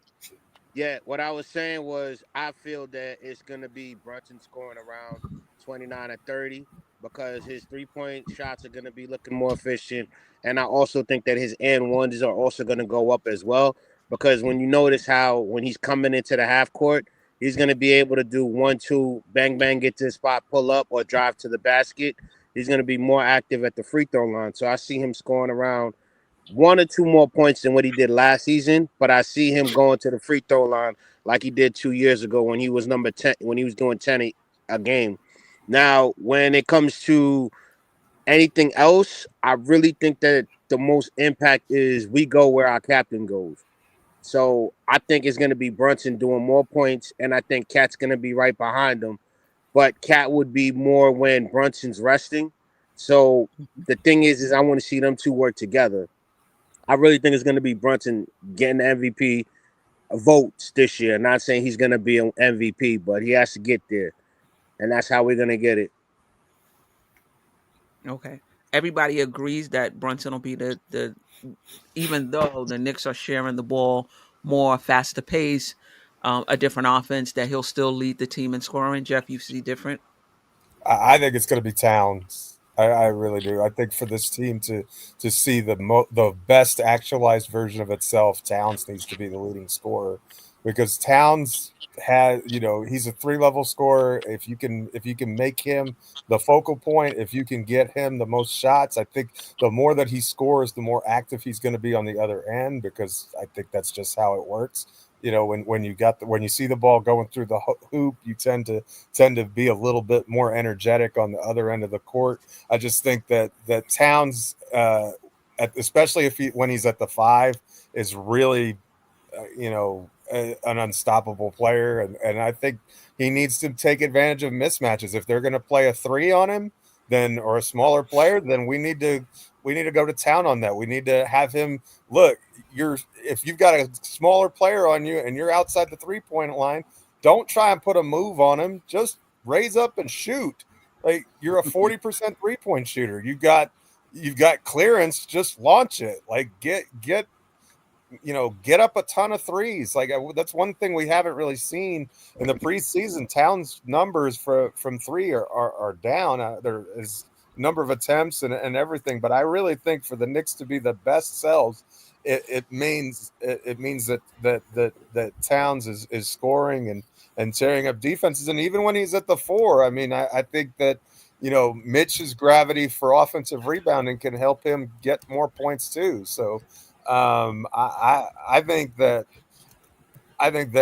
for the Knicks to be their most successful selves, not Bridges, Brunson needs to really make it a point to get Cat involved early and often, kind of like we did when Julius Randle was here, and Randle would always have those big first quarters. I think that's a real good recipe. Just kind of steady diet of Towns early on, get him involved, get the defense focused on him, and then all those other players can really thrive and shine also, because Towns a willing passer if someone's open. So I think it's going to be Towns. Can I ask you a quick question about that? Yeah. All right, I know you said the 3-point shot, but for me, I think it's downhill, and I'm going to explain why. And this is my question: do you think that the getting to the free throw line, getting downhill, getting and ones would be better for Cat? Because the thing is as we notice when we watch him play, he gets hit a lot. Like they almost tackle him, and he doesn't get the calls. But him being aggressive, going downhill as opposed to settling for a 3, he'll start to get those calls that can also help his scoring. Or would you just rather him stick to doing just a step back pull up 3? I think it depends on what the defense is giving him, right? I'm not going to say like he should exclusively do one or the other. My only point was when you have a smaller player on you, shoot the ball. Like you could just shoot over the top of him. That's your advantage. So utilize it. He can definitely do both. And he's going to have to use both parts of his bag. Like he's a 3-level scorer for a reason, but he's not going to instantly start getting better calls. That's not going to happen. Towns just has to get used to not getting good calls. Like that's part of it. That's part of the thing. But I think I think that his 3-point shooting, when he's only taking 4 attempts a game, is underutilizing a skill that he's elite at. And I think if you could bump that up to even 6 shots per game, I think that's better for the team as a whole because he's such a good shooter. I don't think we're going to see any of that this year. And no disrespect to what y'all are saying. Just real quick. Just real quick. I think last year or the year Cat and Tibbs were together, Tom Thibodeau didn't get a tech and didn't fight these refs to the level of the referees had to respect Jalen Brunson getting knocked to the floor and Cat getting knocked. The one game Tom Thibodeau got a tech, Karl Anthony Towns went for 40 points and 20 rebounds. The one game Tom Thibodeau got a tech, it was early in the game. Cat went for 40 and 20. Right? I don't know if Mike Brown has the intestinal endurance or to stand by and watch. Mike Brown's gonna get texts. Mike Brown's gonna stand up for his players, basically, is what I'm getting at. I was just gonna say last year, Cat was 14th as far as 3-point attempts. So that's why I had asked, do you want him to be shooting more threes, even though he was top 14? You mean in percentage, not attempts, right? No, I'm saying like in attempt. No, I thought it was 14 in attempts, and he was top 15 in percentage. He was like 42%. Yeah, I could have sworn he did 14. He was top as far as attempts. He didn't take 5 threes a game, bro. Oh, my apologies then. All right, cool. I thought he did. My apologies. But all right. We didn't talk much about Cat today in terms of his role in the offense. He played in 1 or 2 preseason games, so it's kind of we really haven't seen how Mike Brown will use him. He talked about moving him around and not just having him at the top and having him in other places. And it seems like he'll be continue to be a feature in the offense. It's going to be interesting to see how this offense overall is going to be interesting to see where Cat gets his shots. It's going to be interesting to see how Brunson acclimates to his new role of not pounding the ball and moving the ball quickly. And it's going to be interesting to see how Cat and Brunson play off of each other. Anybody else think that Cat will average more points than last year? Not that it really matters. Yeah, it's a prediction. I think so. I mean, just in offense, pace alone. Again, I'm just to reiterate that. And Cat I just looked it up, was 91st in the league in attempts. He only attempted 4.7 threes a game. Now, a lot of people get mad when he shoots too much. Well, newsflash, he's the best shooting center of all time or big man of all time. Okay. That guy should be shooting 8, 9 3-pointers a game. So just from that alone, I mean, when you look at his 3-point percentage, like he shot 41, 42% last year. That was the best on our team. So I think you're muted, Freeze. We can't hear you, Freezy. Oh, before he broke his finger, he was shooting 49% from 3. Yeah. Averaging 14 rebounds a game. And the thing is, just add 3 or 4 more shots, and there you go. His percentage goes up goes up 2 or 3 points a game more, And besides his rookie year and one of the Jimmy Butler years, he's led his team in scoring every team he's been on up until this year. So he's used to being the focal point, the scorer. So, yeah, I think both him and Brunson can eat in this system, and I think they will. And I think we're going to be better, and I think we're better when the offense goes through Towns. Because Brunson, I don't mind Brunson being the Knicks' Mariano Rivera. Like, Brunson get everyone else going first, and then the way Brunson's offense works, if we need him to close out games at the end and do the Brunson burner at the end, Brunson can turn on whenever he wants because he is the point of attack most of the time. Cat depends on other guys to get him the ball. So get him going. I said this all last year. too. So I agree. Cat should be the focal point of our offense because he's dependent on others to get him the ball. Because of his position. It sounds like the offense is going to be spread around, though. I mean, Yeah, I they agree. may they may have actions that start with Cat, um, but depending on how the defense defends it, is gonna Yeah. that's gonna tell who gets the shot. Actually, I think this system will create more touches for him. Like how many times last here year we did we go. see trips down the court where he didn't even touch the ball? Right, you know, right. it was crazy. So that's where, like you said, I think the touches he should be getting more touches. So will More the other touches. guys. Yeah, I think for, it's the opposite. I think it's the opposite. Just want to just interject this. I think Cat scoring is going to plummet. Right. I think his offense is going to plummet because he's playing at a position where he can't take advantage of the natural mismatches. Instead of him being guarded by Luke Cornett, he's going to be guarded by Jason Tatum. And for people that were clamoring for it, you're going to hate Cat going forward, and it might be all your fault. Moving the all-star starter, and I know we have Mitch, and I want Mitch to start. It's a difficult situation for us to be in. Right, but Cat at the 4 it's not the same as Cat at center. Cat's a Hall of Fame center. Is he a Hall of Fame power forward? I wouldn't be surprised to see Cat average somewhere like 20 and 8 this season in Mike Brown's system. And with the same amount of shots.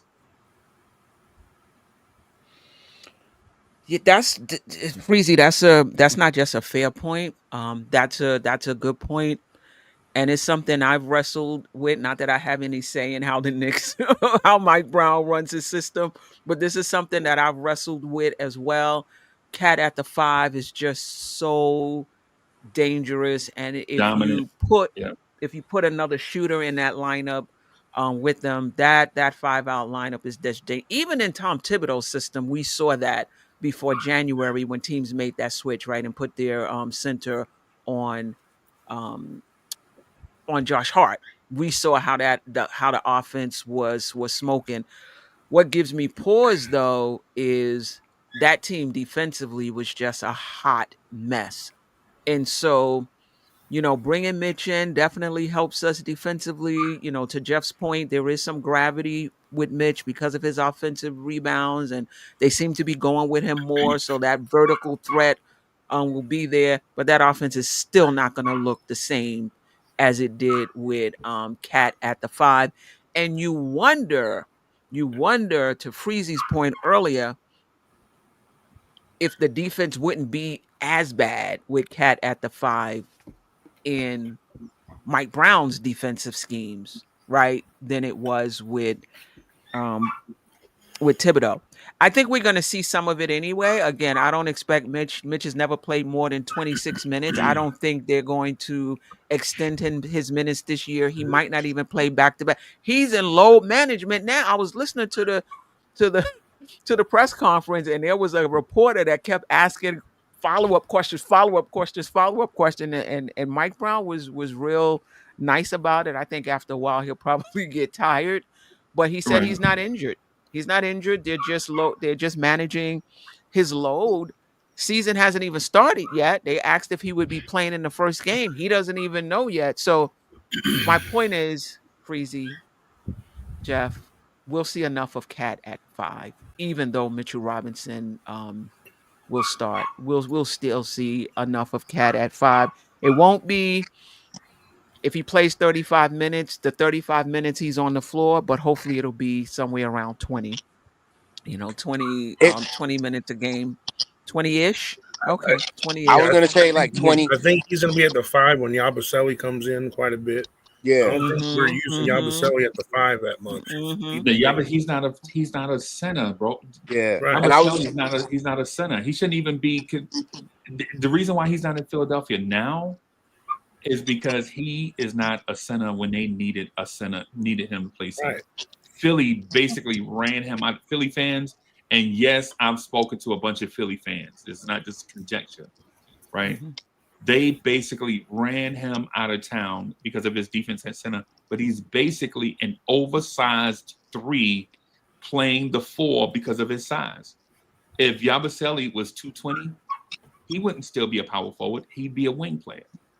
But at his size, at his girth, you have to play him there. I was just gonna say Mitchell Robinson 6 minutes a quarter is still effective because then you still can switch with Huck. You could still switch with Cat. You don't even have to play small ball. You could just keep switching between the two of them and create good things. Because here's the thing: you can start off with 3-4 minutes with Mitchell Robinson starting, then go to Cat, and then switching back out with Huck, and then bring in back Cat at the 5. So you could do a lot of mixing and matching. But 6 minutes a quarter of Mitchell Robinson, that's some good defense.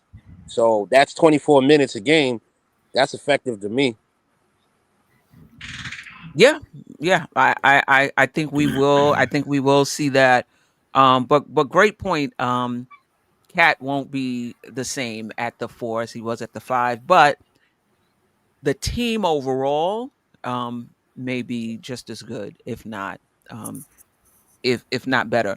Which player may surprisingly have an increased role um, on this team, and by that meaning,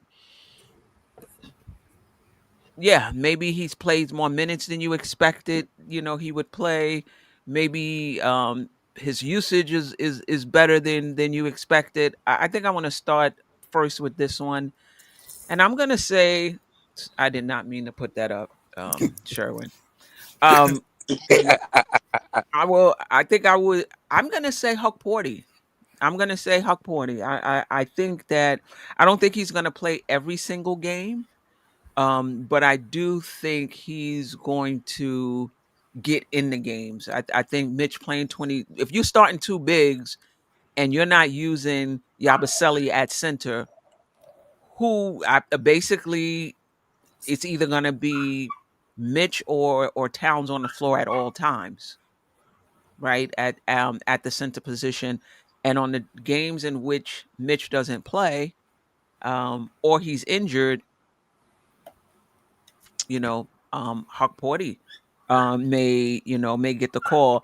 I would have liked the Knicks to have had another big on this lineup. I was speaking to Anthony D today, and he's happy with Jemison down in the G League and someone else he mentioned. I would have liked the Knicks to have had.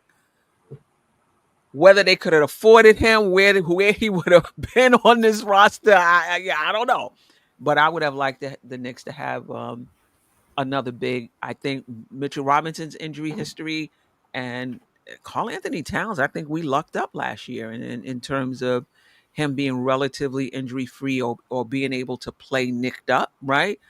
Because he also has a injury history. So Huck Porty may be pressed into duty and may find himself in an increased role, maybe not consistently, but at spots throughout this season. Anybody else you think may have a surprisingly increased role on this team? It might be Deuce. Mm, I think it might be Deuce, especially if Josh Hart isn't healthy. I think you might see a lot of Deuce McBride lineups, especially Deuce McBride playing with the starters. Was not of that opinion before I saw the preseason, but I think that that Mike Brown likes what Deuce does at the point of attack, and if he's making his 3-pointers and he's certainly playable, and so I think. I think if Hart's not 100%, then Deuce's minutes, Deuce can eat up a lot of minutes for this team, and so I think it might be McBride. I was gonna have to just go against the McBride thing because just one particular play I saw in preseason, he actually was waiting for to get the foul when he had the follow through foul, and they said it was a foul, but then they called it back. Like to me, he's kind of still hesitant, and him being here for so long, I think that's kind of a negative. Don't get me wrong, I agree with you with the defense, but he need to just go with it. That's why I say I think it'll be Clarkson because Clarkson, I've seen him look to pass more, and he's like getting into the zone, looking out to kick out, and then he'll take a shot. But if Clarkson can just focus on going downhill, and it'll help out McBride with his offense as well, because if he's going downhill, the defense will collapse. He could kick out and get a better setup shot for him. So for me, I think it'll be Clarkson will have to be more of that than McBride, because I already know what to expect from McBride. But I still agree with you with his defense, though. His defense is warranted, especially on guard. And that's one of his And and greatest and, assets. and in answering the question, you could say who you think may have an increased or decreased role than expected on this team, Coach, and then Freezy. For me, I think it's insert young player's name here is going to have an increased role. So Okay. to me, as a collective, Huck Porty, Home Dadier, Mo Diawara, Kolick, we have a coach that is actually willing to throw those guys in the mix and give them some extended minutes to see what we have. So in turn, one of them are going to show, like history tells you, you hope out of your 4 picks that you have over 2 seasons, you hope 1 hits. Like that's your hopefulness. If 2 hits, it's amazing. So you hope in that opportunity for these 4 guys, young guys. And, you know, you can throw in McCullough, I guess, too, but I'm not sure if he's going to get as many opportunities as the other guys I mentioned. One of those guys with added playing time and run with the big boys might show something we didn't expect to see. A lot of us, when we saw Mo Diawara highlights, when he wasn't listed on any draft boards to be drafted, we were like, who the heck's this guy? Like a lot of Knicks fans were like, who's this? He kind of looks slow. He kind of looks this. He kind of looks that. And then all of a sudden, he showed up to Summer League, and he's running up and down the court like a gazelle. We're like, who is this guy? You know, same. And then all of a sudden in preseason, Mike Brown started him in a game. You know what I mean? So, like, he obviously sees something in him. And I think I've seen something in him, too. Like, I think, like I said, one of those 4 guys, that might be an easy way out answer, but I think one of the young guys are going to have a more advanced role than we expected this year, because they're actually going to have the opportunity that they never had before with this regime. Are you saying a consistent role in, like, one of them will be consistently in the rotation or spot duty? I think I think one of those 4 guys are going to find their way in the rotation. I really do. Whether it's because an unfortunate injury or just their playing style and the way things worked out, like, because 2 of them, Bacome Dadier and Mo Diawara, represent something we don't have, but outside of OG and McHale, like long athletic wings, like they're both present something that we don't have spades in, you know. So those 2 have an opportunity to present something we don't have. And if one of the 2 show they can be counted on for some solid defense, some timely shooting, if they get an open 3, you know, they can run up and down the court. They can defend. We already know Bacome Dadier defends well. The only other person that represents something that we're short on is, and could bode well for himself, is Kolick. We are obviously in desperate need for a secondary ball handler coming off the bench. If Kolick can show he can be serviceable on defense, he can get other people involved, he can hit open shots when he needs to, he can dribble up the court, get by other quality NBA players, then oh, look at this. Look what we found, you know. So that's the hope, and like I forgot what the word I'm looking for, but it's like because 3 of those guys represent something we're in need of.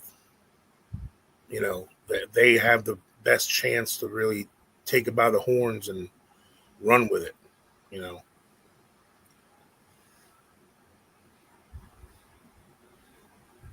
So yeah. We have the starters coming off the bench. You would think that Josh Hart will get time, Clarkson will get time, Yabusele will get time, and I'm missing somebody. Deuce will get time. That's 9. That's 9 right there. So you see one of the young guys as that 10th guy getting, I don't know, 10 to 12 minutes or what have you, or do you see them even higher in the rotation over the 4 guys I just mentioned? I think. I can hear you now.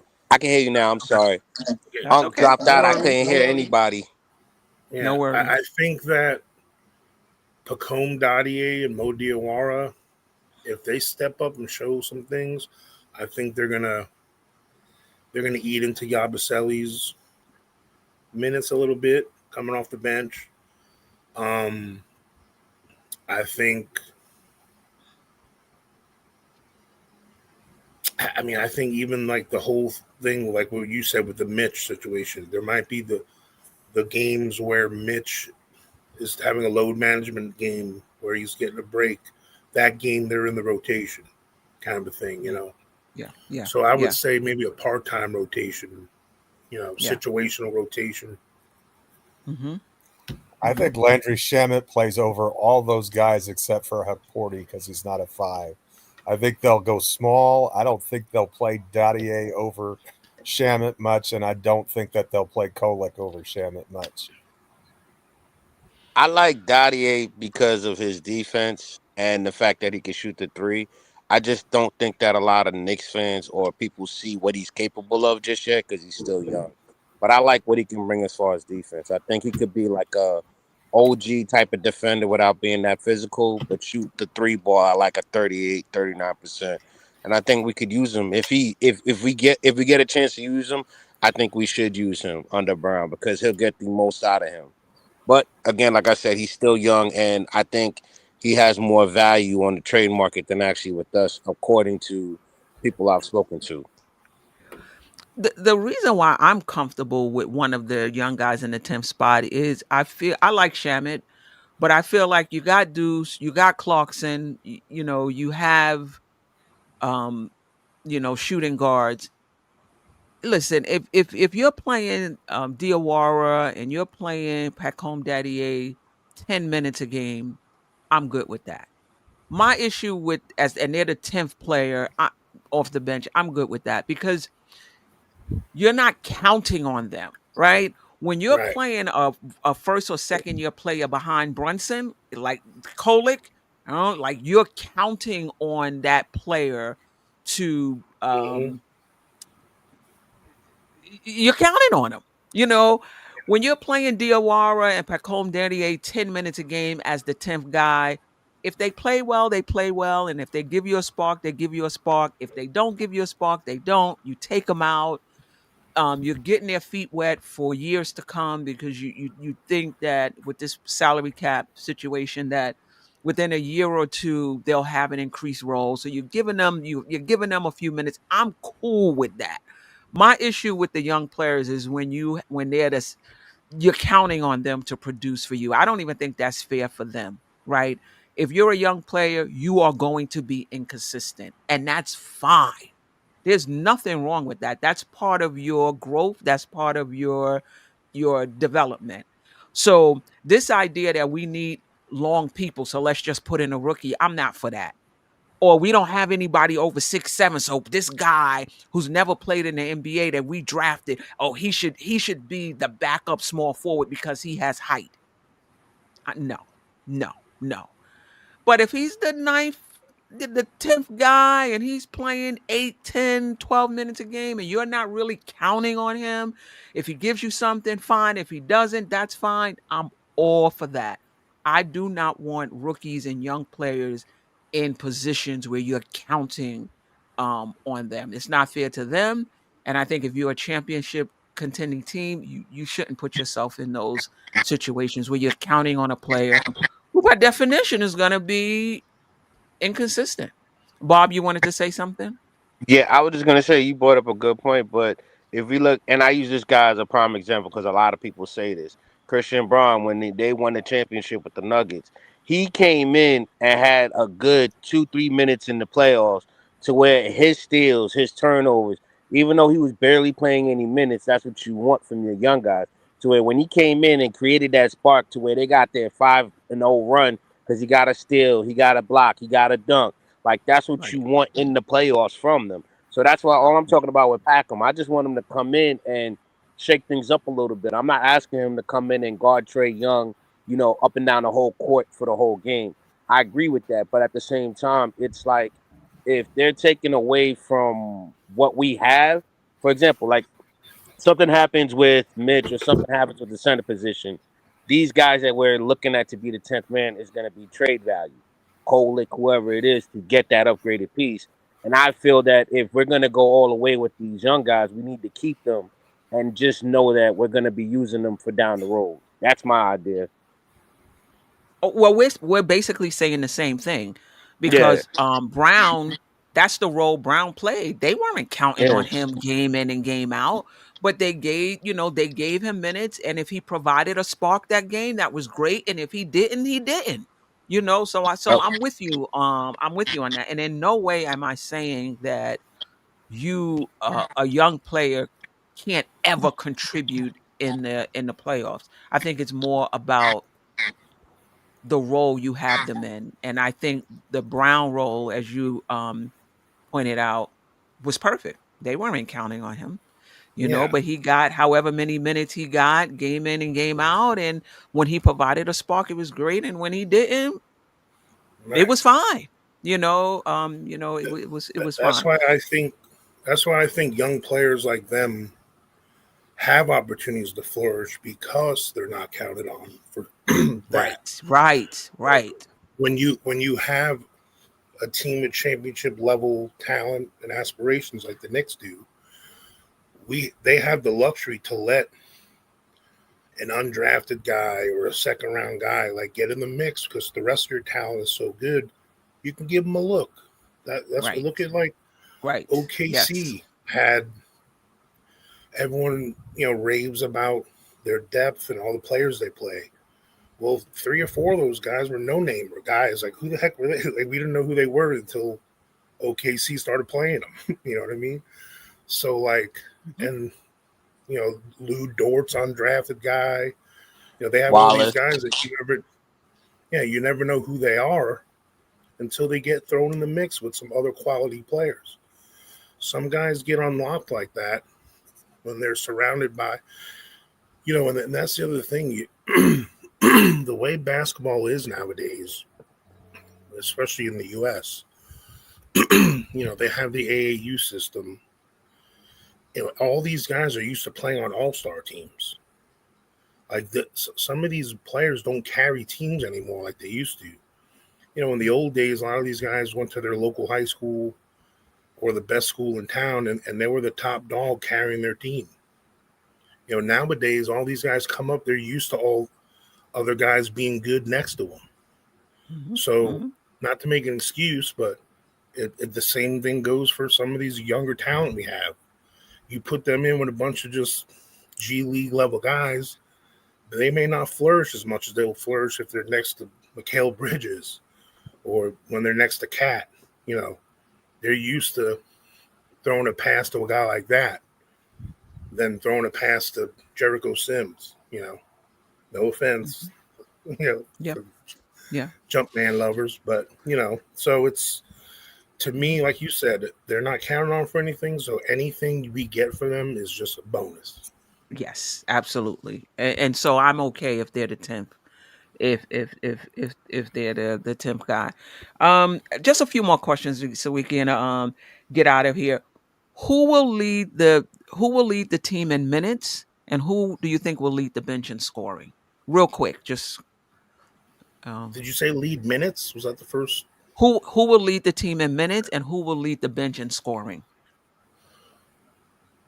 Well, I think Bridges, just because of his history, he's the Iron Man. Mhm. But not only just because of his history, I think he is going to be the secondary centerpiece of we're getting the offense going with Mike I Brown's agree. system. I think I agree. he's going to be the guy that works in there with the backups a lot. So by default, I think he's going to have the most minutes, and Okay, I and who? think Go ahead. and just Clarkson's probably going to, bench scoring wise, he's just by putting up the points and because of the system, and he's going to have the green light in that second unit. So for him to Okay. average 12 or 13 points a game, I think it's possible. Okay. Real quick, Bob, and then Jeff. I was just gonna say I agree with Bridges because his role is gonna be second Mhm. facilitator, and when Brunson needs a rest, they might use him more. But for the bench, I'm gonna say McBride because if we're gonna be doing that, we're gonna need defense to help out with Bridges to where it's not so much on ball on just him as well. Plus, he could also be used to bring up the ball as opposed to where Clarkson is more of a score first type of point guard, where McBride could actually play defense and help out Bridges. So I think it'll be McBride off of the bench with the more minutes. Okay. With the minutes or the scoring? Oh no, with the scoring, my fault. With the scoring, he'll be Okay. more Okay. scoring, and Bridges will be Okay. more minutes. My fault. Yeah. Okay. Jeff. Yeah, I think I have to agree with Coach. I think it's going to be Bridges, and I think it's going to be Clarkson. Uh, Clarkson more so that he never met a shot he didn't like, and he's going to come in there and he's going to jack it up. But he doesn't have any conscience. He's not a highly efficient player, but the system that we run is going to get him a lot of looks, and I think he'll probably lead the bench in scoring, um, uh, and then. And then we'll, I think McCall is as Coach said, that he's the Iron Man.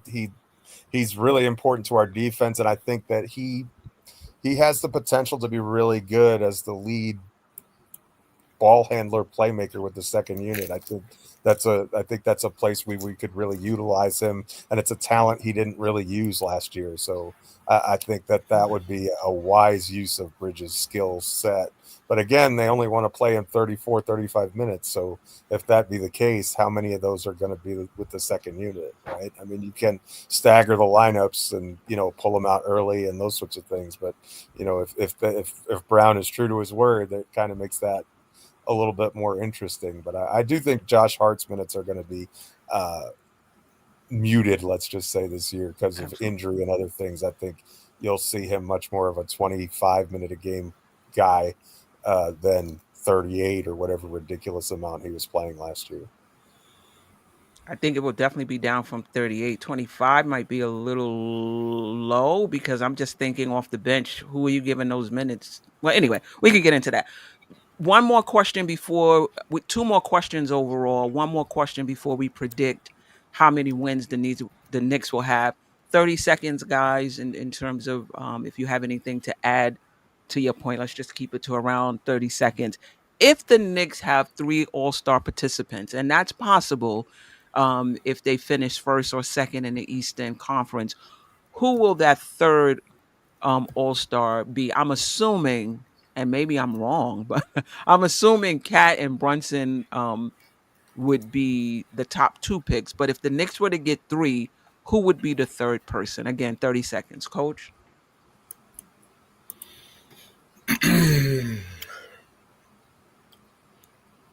Can you say that again? I just want to If make the sure I Knicks understand. were to have 3 Oh, players that's right. voted to the All-Star team, who would that third player be? Assuming Brunson and Cat were the first 2. It, if just this preseason vibe I've gotten already with Mikal Bridges and Mike Brown, just seems like this good connection that's happening, and just the flow and comfortability that seems to be happening in his game. And because let's face it, you have 2 guys in the East and Halliburton and Tatum that aren't going to be all stars this year. So that opens 2 spots. And I think it opens the door, I think, for both Mikal and OG.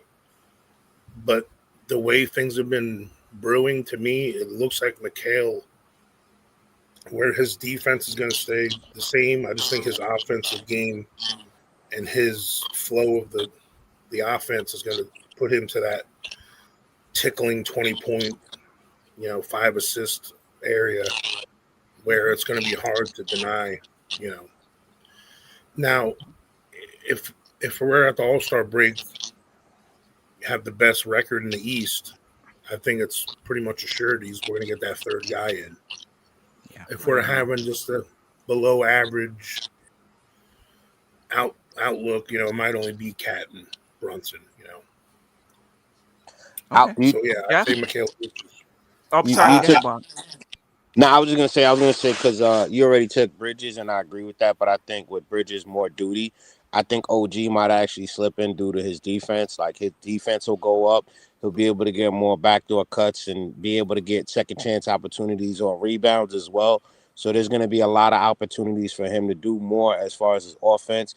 His percentages will be higher, but it won't be as often we use him. And he's still gonna be a defensive guy. Plus, he wants to go for defensive player of the year. Don't get me wrong. I think you're right with Bridges, but I'm gonna go with OG just off of that he's gonna be overlooked a lot by as far as his offense. Yeah. Yeah. That's a good one, Jeff. I think Bridges, because I think he's going to have the ball in his hands more than OG, so he's going to get more opportunities to score, in my opinion, than Anunoby does. I think Anunoby is really undervalued, underrated by the media at large. I don't think that a lot of people see OG as the player that the Knicks do, as we get to watch him day in and day out and see all that he does that doesn't show up on the box score. I think a lot of the national media just says, "Oh, look, that doesn't look like all-star numbers to me," and I think that has something to do with it. I think if one of those guys is going to break through, it's going to be because they're a third 20-point scorer. And I just don't see Anunoby having that type of season. Yeah, and I agree. That's why I lean towards Mikal as well. Like on paper, and as a coach myself, and as someone that watches every minute, obviously I hold OG in high regard. But unfortunately, some of the things he does great don't show up on the stat sheet. That turns into the All-Star nod sometimes. Yeah. Yeah. I would say Bridges as well, but I'm with Bob. I wouldn't be surprised if OG snuck in, and I do think his defense is underrated. He did not make any of the all defensive teams last year. And I think narrative matters. I think hype matters. And so it's going to be interesting to see with Mike Brown being a lot more gregarious than Tom Thibodeau, if that helps OG's case, for all defensive team. But all right, we are to the They've last had question. they've had 4 on a team before. I mean, you never know. Right. I mean, the For Warriors did it two years in a row. Sorry, sure. The Sixers did it. Yeah. We're moving to the last question, but if you want to comment on if the Knicks were to get 3 All-Stars, who would that third All-Star be, in your opinion, assuming Brunson and Cat were the other 2? Me? Yeah. Yeah, you. Who would the third All-Star be if the Knicks were to get 3 All-Stars? Yeah, Assuming Brunson and Cat were the first 2. I'm gonna say Pacom Dadier. Stop it. Pacom Dadier is Crazy Junior.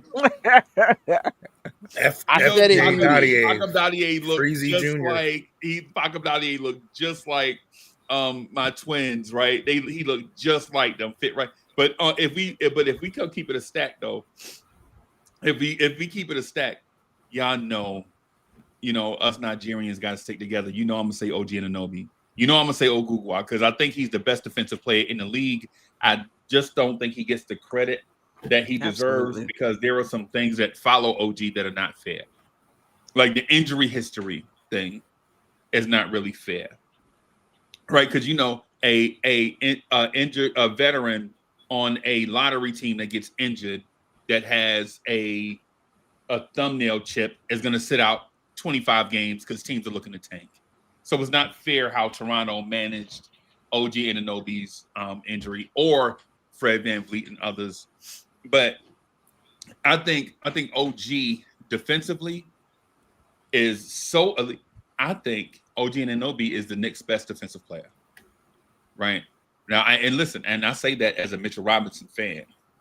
Right, I love Mitch. Right, but I think if OG's numbers, offensive numbers, take a slight tick upwards where people notice OG more, right? It's like I think OG Anunoby is like the firewall on your computer. Like you never notice what it stops until it doesn't stop something. And then you're like, oh my God.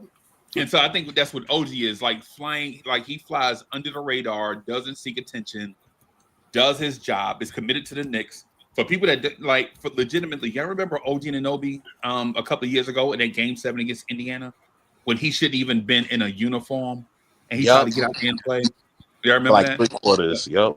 Yep. Like OG legit sacrifices it all for the Knicks, including shots and a whole bunch of other stuff.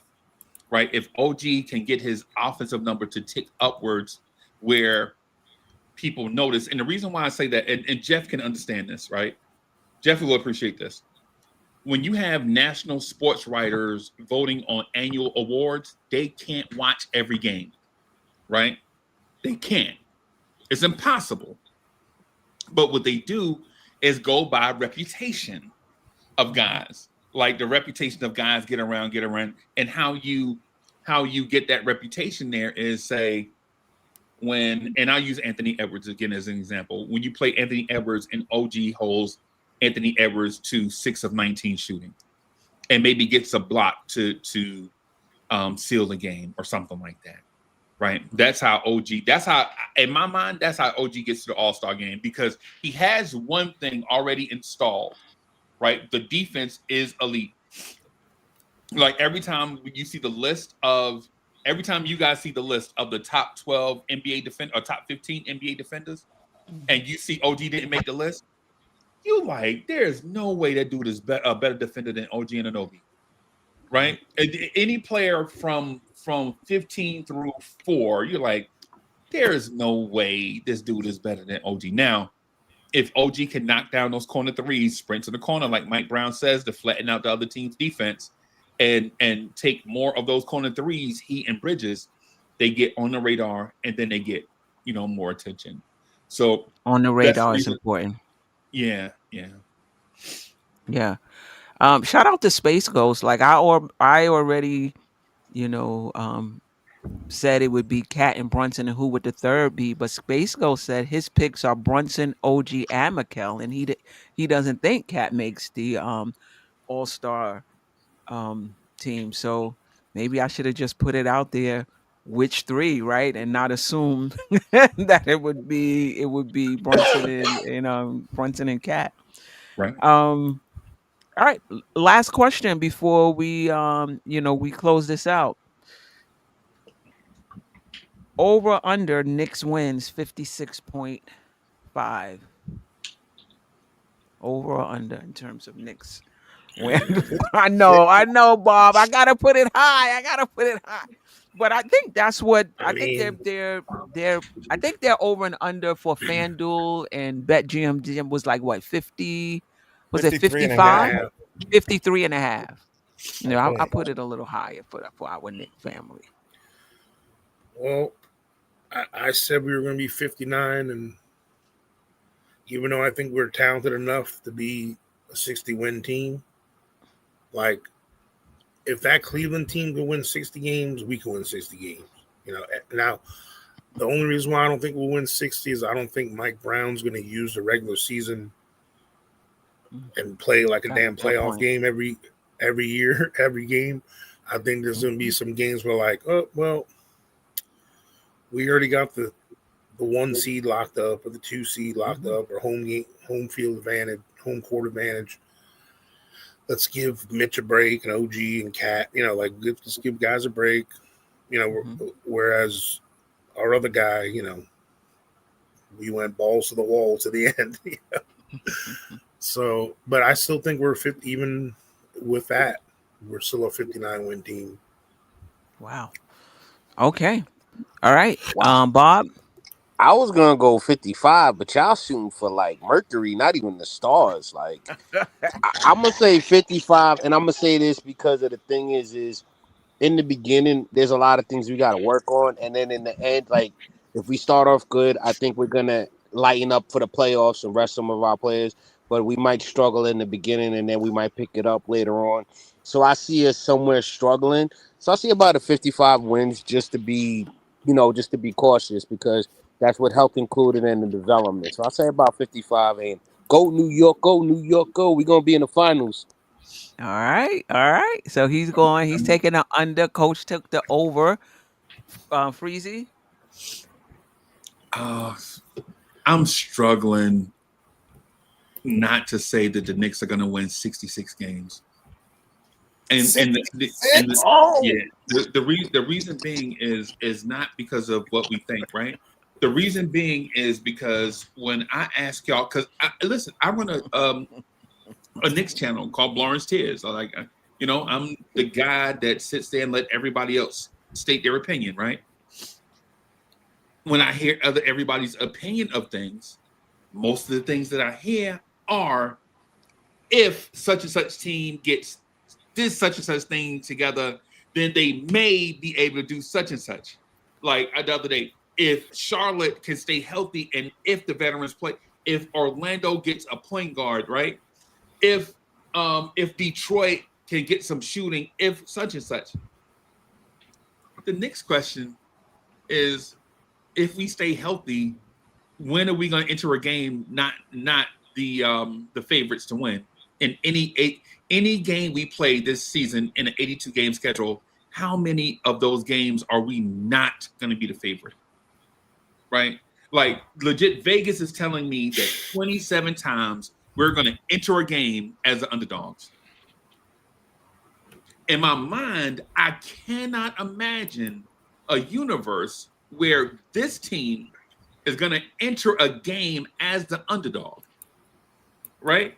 And then, and if they say no, that's not what we're saying, then they're telling me that they're predicting the health and welfare of this Knicks roster, and we all know that's unpredictable, right?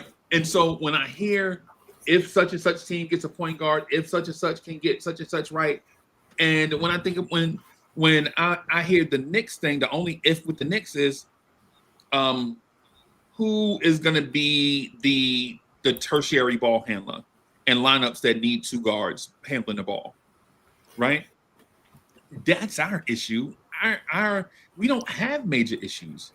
Like our thing is, the thing is basically what I'm getting at is, for the past 5 years, we've played down to opponents because of the way we value the basketball and are so conservative. So a lot of teams stayed in games with us, and sometimes those teams pulled out victories. And sometimes Jalen Brunson had to play hero ball down the stretch. It's the reason why he is the clutch player. I think this team is so explosive, and the guy pushing the buttons is so crazy that I don't see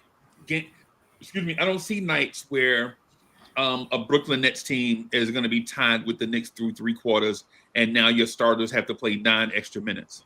I don't see that. I see Mike Brown putting the proverbial boot on people's proverbial throat, right? Because now, does that mean you'll win a championship? No, but what that does, what basically what I'm saying is, the thing I feel like I'll get right and may get wrong is this.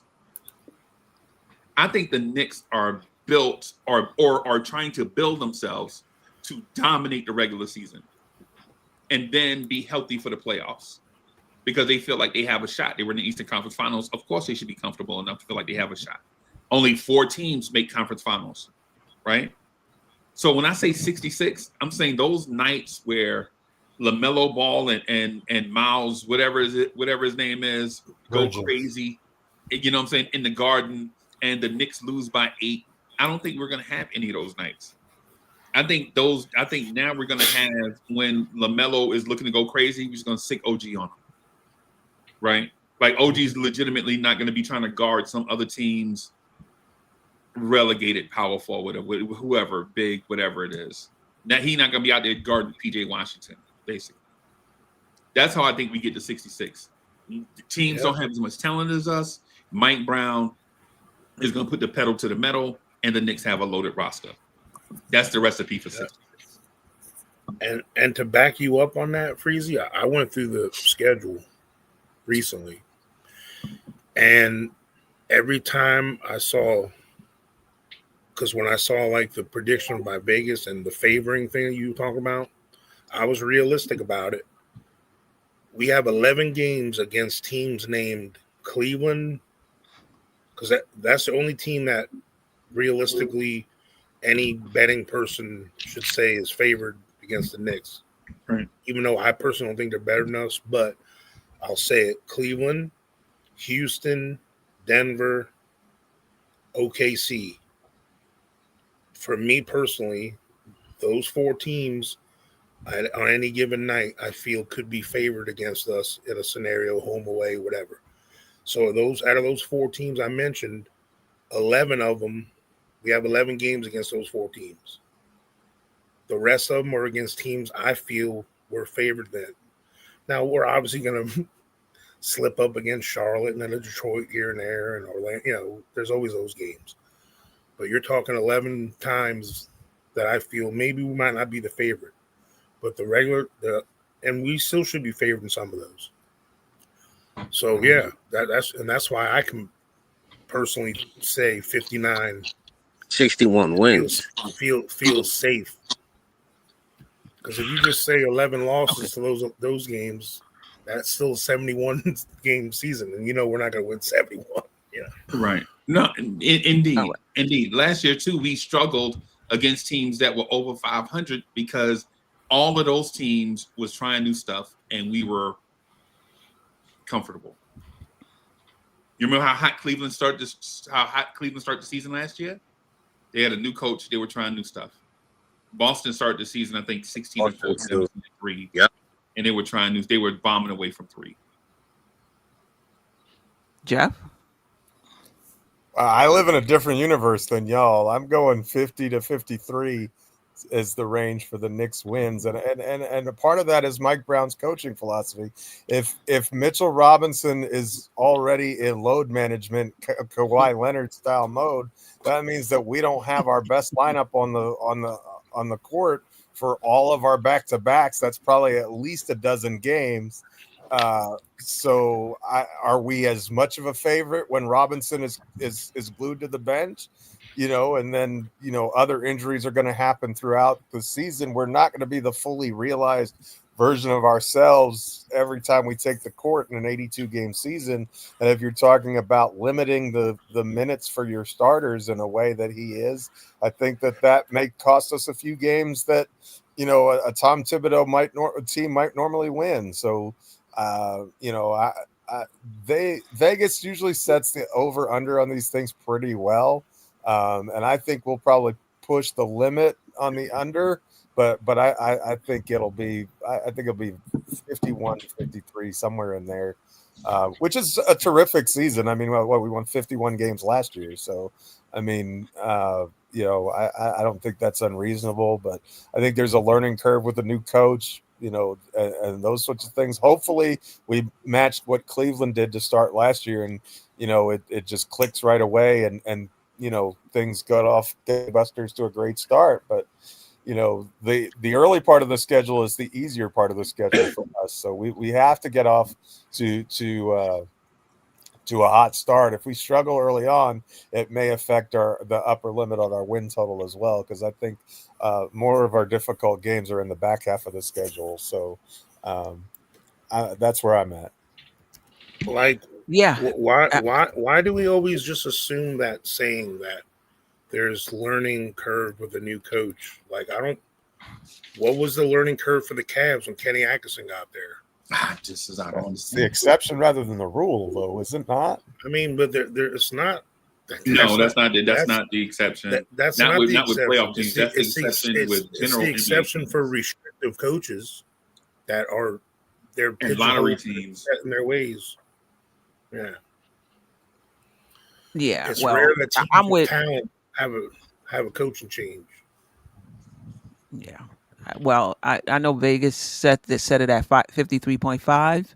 I set it on this show at 56.5, and I'm taking the under. I think the Knicks will win about 54 to 56 wins. I do think that the Knicks can um, come out the gate and be smoking, but Mike Brown said it himself. Mike Brown himself said he expected to be growing pains and for it to be a process. And even though this is a talented team, this is a new system for them. It's not even fully up and running. Even Mike Brown said so. He said they're not playing as fast as he would like them to play. He hasn't even put in plays yet. They were just doing things, conceptually. So, sure, if the Knicks, is it possible that they come out smoking? Absolutely, and I hope that they do. But it is also possible that it takes some time. So we'll see. I also, Mike Brown also said he's not chasing wins. So if the Knicks are down 20, he's pulling guys. If the Knicks are up 20, he's pulling guys. And if that's what he said. Oh, I thought Freezy was laughing. I'm like, that's what he I said. He am said that he's not. Mike Brown. Listen, I'm telling you what he said. No, Yeah, no, so I'm so not. a lot of I'm what not I'm hearing in disputing what Mike. you said. A I'm lot of calling what Mike I'm Brown a hearing. liar. Right. A lot He's of what I'm covering hearing his in Mike behind with Brown. those comments. That's what he's doing. This is what I'm hearing in Mike Brown. He's got it from the front office that he has to be anti-Tibbs. Whatever Tibbs did, he better not do it. So you hear a lot of whatever Tibbs do, the opposite. Oh, I got a minutes board. I'm gonna be keeping the minutes and make sure guys don't go over the minutes. If it's a lie, he told it. So if he's not gonna chase wins, if he's not chasing wins, if they're up or down by 20, then those are some games that the Knicks may have gotten that they're not going to get. Mitchell Robinson not playing in back to backs. Um, Guys might just sit. Period. That's the sense I'm getting. Like, guys, oh, he played 14 games in a row. Yeah, let him rest. I don't know. Yeah. 54 to 56 wins. Would I be surprised if they won more than that? Absolutely not. Absolutely not. But I got them at 54 It's to hard to Like win 56. 60 games in the a NBA. system and a culture can't replace, the Brunsons and Cats of the world, obviously. Yeah. But once things get flowing here with a certain vibe and a certain way, there's going to be guys that are plug and play because of the system, the flow of the game, the flow. Like once everyone buys into what is going on here, this system bodes well for the kind of players we have. Whether Cat's in there or Brunson's in there, it's just when you have Cat and Brunson in there, it takes this kind of a system, makes the Sacramento Kings a 49 team, 49 win team and the 2 seed in the West. But when you do this system with a team that actually has talent, then that's when you start talking to the And multiple shooters. Yeah, and San Antonio Spurs and the Warriors of the world. Because let's face it, we know Popovich and Kerr technically don't try to chase wins in the regular season. They load management their guys all the time. That's where Brown was as an assistant. And those teams all found a way to still have a 70% win percentage with their stars taking breaks, Hopefully we have that luxury to be that good even when our guys are taking breaks. It'd be nice, But we don't know that. We've only Right. known seven-man rotations, so we don't know what it looks like to play 9-10 guys. It's like hieroglyphics to us, Look at last. Listen, whether we know it, or not, I will say this: every team is different, and it's a process for every team. So to say, Sacramento was number one, and we got a better team than Sacramento, so we're going to be even better than Every team is different. There's so much dynamics that go into winning games, losing games, having a successful season. Listen, a lot of us, and we haven't talked about this, believe that even though there's a coaching change, the floor is going to stay the same. And so now it's just about tweaking the offense and tweaking the defense and tweaking the lineups, and that should automatically take us to the next level. There's no guarantee that the floor is going to remain the same, meaning that there's no guarantee that whatever that culture was that the Knicks rolled out every game, we're gonna next man up, we're gonna play our hardest. Whatever that floor was, there's no guarantee that floor is going to stay the same. And now we're adding offense and defensive changes and lineups on top of that. Okay. Hopefully it will. Hopefully it will. In the best of worlds, it will be. But this team may have to find their own floor before they take off. So the point I'm trying to make is this: it's not. This is not on paper. This is not like, oh, this is what Golden State did, and we got a better shooting guard than Golden State. So we don't have a better shooting guard than Golden State. But so we should be fine. Sacramento did this, and we got a better team than Sacramento. So we should be able to do this. Every team has to find their stride. Every team has to find, has to gel, and it's more dynamic. There's much more moving pieces than just this is what Sacramento did, and we should be better. We're a different team. Or than 11-man Sacramento. rotation.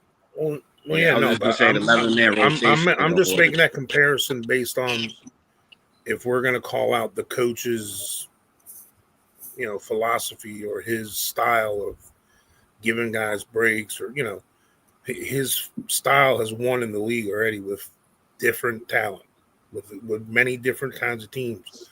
He's done it with a team where he's had one singular star and the rest of the guys are role players during the Cleveland years.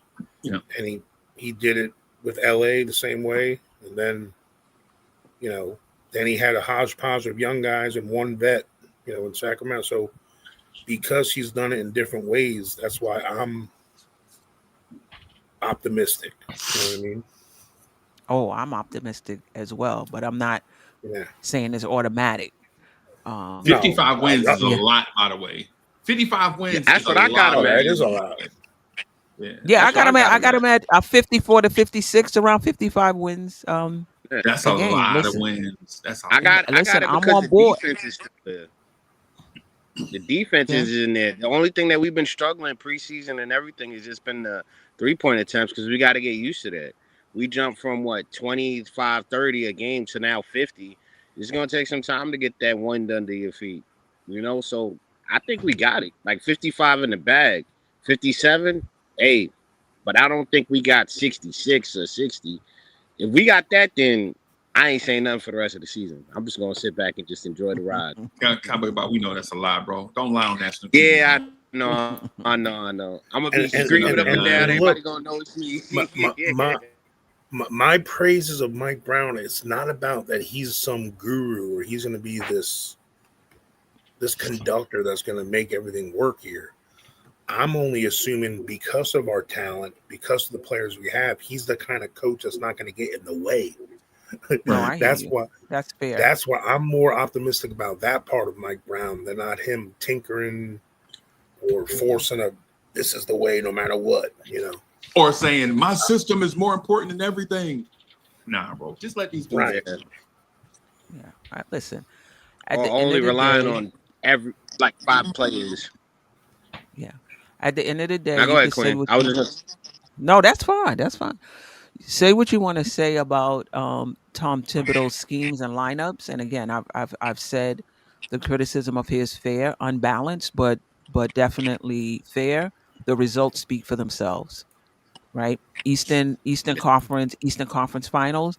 The Knicks gambled, and it was a gamble, that if the process was better, the Knicks would have went even further, right? So they gambled and they got rid of Tom Thibodeau and brought in somebody with a different process, right? Different schemes offensively, defensively, lineup-wise, with the hope that the Knicks are going to go further. I'm not giving out any points in preseason. I'm not giving out any points in the regular season. This is the gamble that the Knicks made.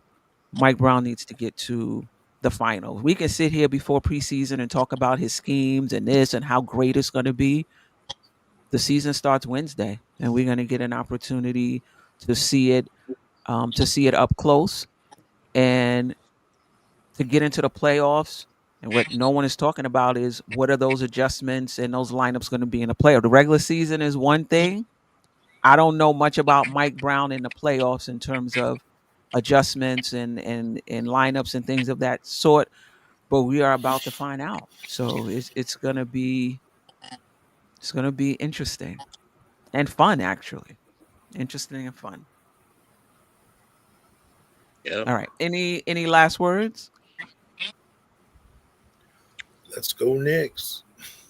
I'm just gonna say let's have a good season, guys, regardless of the up and downs. This is actually a team we could actually sit back and enjoy watching since, like, for me, the 90s. I haven't been this excited about this team in a while because, yeah, we've seen a lot of good things going, but this team actually has like 1 through 8 covered, maybe even 9 covered, with them being relaxed in the talent that we have. I've never seen this before. And I'm really happy to see that we got a guy like Brunson that we basically upraised him with his father What I being here. realized So, tonight, just real quick, what I realized tonight, Queen B, is, man, Blorange Tears is a bunch of rebels, man. I know and DSJ coming. Y'all rebels, man. Relax. Can y'all act like y'all got manners when y'all go on the road? Like these I'm dudes sorry, are man. Rebels in what sense, though? these They just wild giving takes, their like, point. Huh? They nothing wild about it, Freezy. They just talk. They just tell- saying what they they just speak their mind at a moment's notice and Yeah, a drop of listen. a down. What That's how did we I say at is. the beginning? That's what If did I we say ain't at the how we beginning? is, then we ain't real. If that ain't us, then we ain't real. So Right. that's how we Yeah. Wild is. takes or not, that's my reality. So if you want to live in my reality or not, that's Right. But Yeah. I'm But proud of this but team. but you can go back in 3 years. All my wild ass takes have been on video. I've been right a lot of times. So listen, it doesn't matter. You guys it fit ain't right about right in. and wrong. Right. Yeah. You guys fit right in with what we do here. Right. And I tell people all the time, this is not the Pom Pom podcast. People are gonna say, what they feel. You like it, you don't. We have people come in here say, "Oh, y'all being negative." Why? Because I have a different opinion than you. So if we're high on the Knicks, we're high on the Knicks. If somebody is bringing up the concerns about the Knicks, some will say, "Oh, why you popping balloons? Why you bring?" No, that's my concerns I have with the Knicks. But I still think they went in about 50, 55 games. So Mike it's Brown's good. gonna You be an guys NBA coach of the fitting year. right in. Well, that's where Very some well of our made. fans and Very well people in made. chat get things twisted. Like they think if we, how every player's got their little hives and everything. If you're just keeping it real about your opinion on a player, you're not happy with the way they're doing something, you just automatically think you hate them and want to send them packing. It's like, Right. no, I just see something I'm concerned with. And if something over time doesn't change, like that's the definition of insanity. You keep doing something that ain't Yeah, I don't working. know what that is. It's Constructive Bob's. criticism. Let me Hey, see. Bob, like, I don't know if you listen to it on your phone, but Well, it's I like muted it. feedback. Let's see if it stops. Yeah, Yeah, it No, it is. it's did. still. It did. Okay. Yeah, it ain't doing it no more. You still So, here, like, Bob? We yeah. still- That So, yeah, Bronson like, and so what that. I was saying was, in the end, we're all fans of the Knicks. We all want the same exact thing. We want the Knicks to win a championship. And there's more than one way to skin a cat. There's more than, you can get to the same place. It's not always a straight line, but eventually you can make a few lefts and rights here and there and get there. But in the end, we all have the same goal in mind, Facts. And the last I checked, everyone on this panel right now has been on this earth a while and has seen some very bad Knicks teams. So for us to still be fans Facts. and holding on this long, we're real fans. Right. So We've loved and had just as much passion when they were a 20-win team. I'm just enjoying this ride as long as it's going to be, because I don't know if I can go another 25 years of this drought again, of not being relevant. I'm going to enjoy it For sure. and enjoy it with y'all. Yeah, yeah. Anybody else? Last words? Well, first of all, Queen, thanks for putting this together on a Monday night. Great show. As always, Freezy, you and the Blorange Tears crew always bringing the heat. Great job. Love to hear y'all's opinions. It makes me a smarter basketball fan, and I appreciate that very much. So you guys are welcome to come back anytime. We love having Absolutely. you. And a change of pace and a little bit different thoughts and opinions. Another thing that I wanted to say is this is the most excited I've been in terms of capabilities of winning a title for a team since the '97 squad. That I ain't was a that long time crazy. ago. See, So yeah, but the other thing that I would say is just enjoy the journey, guys. Like, we all want to skip ahead to the playoffs, and that's what matters. And yes, that's all true, but this team has a chance to be really special. 50-win teams aren't, they don't just grow on trees. They don't happen every season. So let's just enjoy the ride together. Let's cherish the moments that we get with this group, because it should be a really fun roster to watch grow and build and hopefully compete for a championship. Yeah, yeah, yeah. Jeff, I appreciate you always rocking with me every week. Coach Bob, Uncle Freezy, my brother, my friend DSJ, who was in here earlier. Those in the chat, the replay gang, the silent listeners. I appreciate everybody rocking with this stream, whether live or again at the replay gang. You guys make this all possible, right? There's no channel without the panel, and there's no channel without Nick fans watching. So I appreciate all of you. And like Jeff said, you guys are welcome anytime. Hop on. You guys have the link Thursdays. If we're talking about something that interests you and you want to pop on, feel free. Feel free to do that. Breezy, what you got going on? Shout out to all of our on-screen personalities, IKBM Dre, who couldn't be here, Corey Lee, Freaky, who else? DJ Cash. GI. Yep, GI. Yep. Salute to our producers behind the screen, Alawise, King Ribby. Salute to the guys that were here. Salute Tori B. We got to do a list. Tori Lee, Tori B. We gotta do a list. The Bronx in the building, right? Queen B. Thank you for having me as usual. One of the bright, young, up and coming Knicks content creators in this space, and I wouldn't even be here if I didn't believe in you, and you know that. And no disrespect to others, but I generally kind of turn down a lot of invites because I would rather, because I'm rocking with Coach and Alawise and Cowboy Bob and GI and Freaky and everybody else and Tori B and Triborough Jiggle, and that takes up so much time. But when Queen B put the bat signal in the air, we just gonna stop what we doing and and come hang out. Y'all already know the vibe. And if you haven't done so already, please consider being a member of the channel, right? Hit that subscribe button. It's our duty to hit the like button. It's to let people know we attended, right? The like button is about attendance, right? Hit that like button. Whether you agreed or disagreed on a certain topic is not what the like button is for. The like button is to support the channel. Like, let people know that this is the place to be. So with that said, just want to say one thing to your audience, Queen B. Please support the Monday show and the Thursday show. I know it's kind of with our schedules. I know it's kind of difficult. Basketball games, life, all that stuff. If you can't watch them live, watch them on replay. right? And watch them on replay. And remember, you can still comment on the replay. You can still super chat on the replay, right? So it just showing your support however you feel is your best way to show support for Dope Soul. So that's all I got, Queen B. Yeah. And you could Tomorrow also boost as well. you can always boost as well. Okay. Tomorrow, me and it Anthony helps out D with the platform.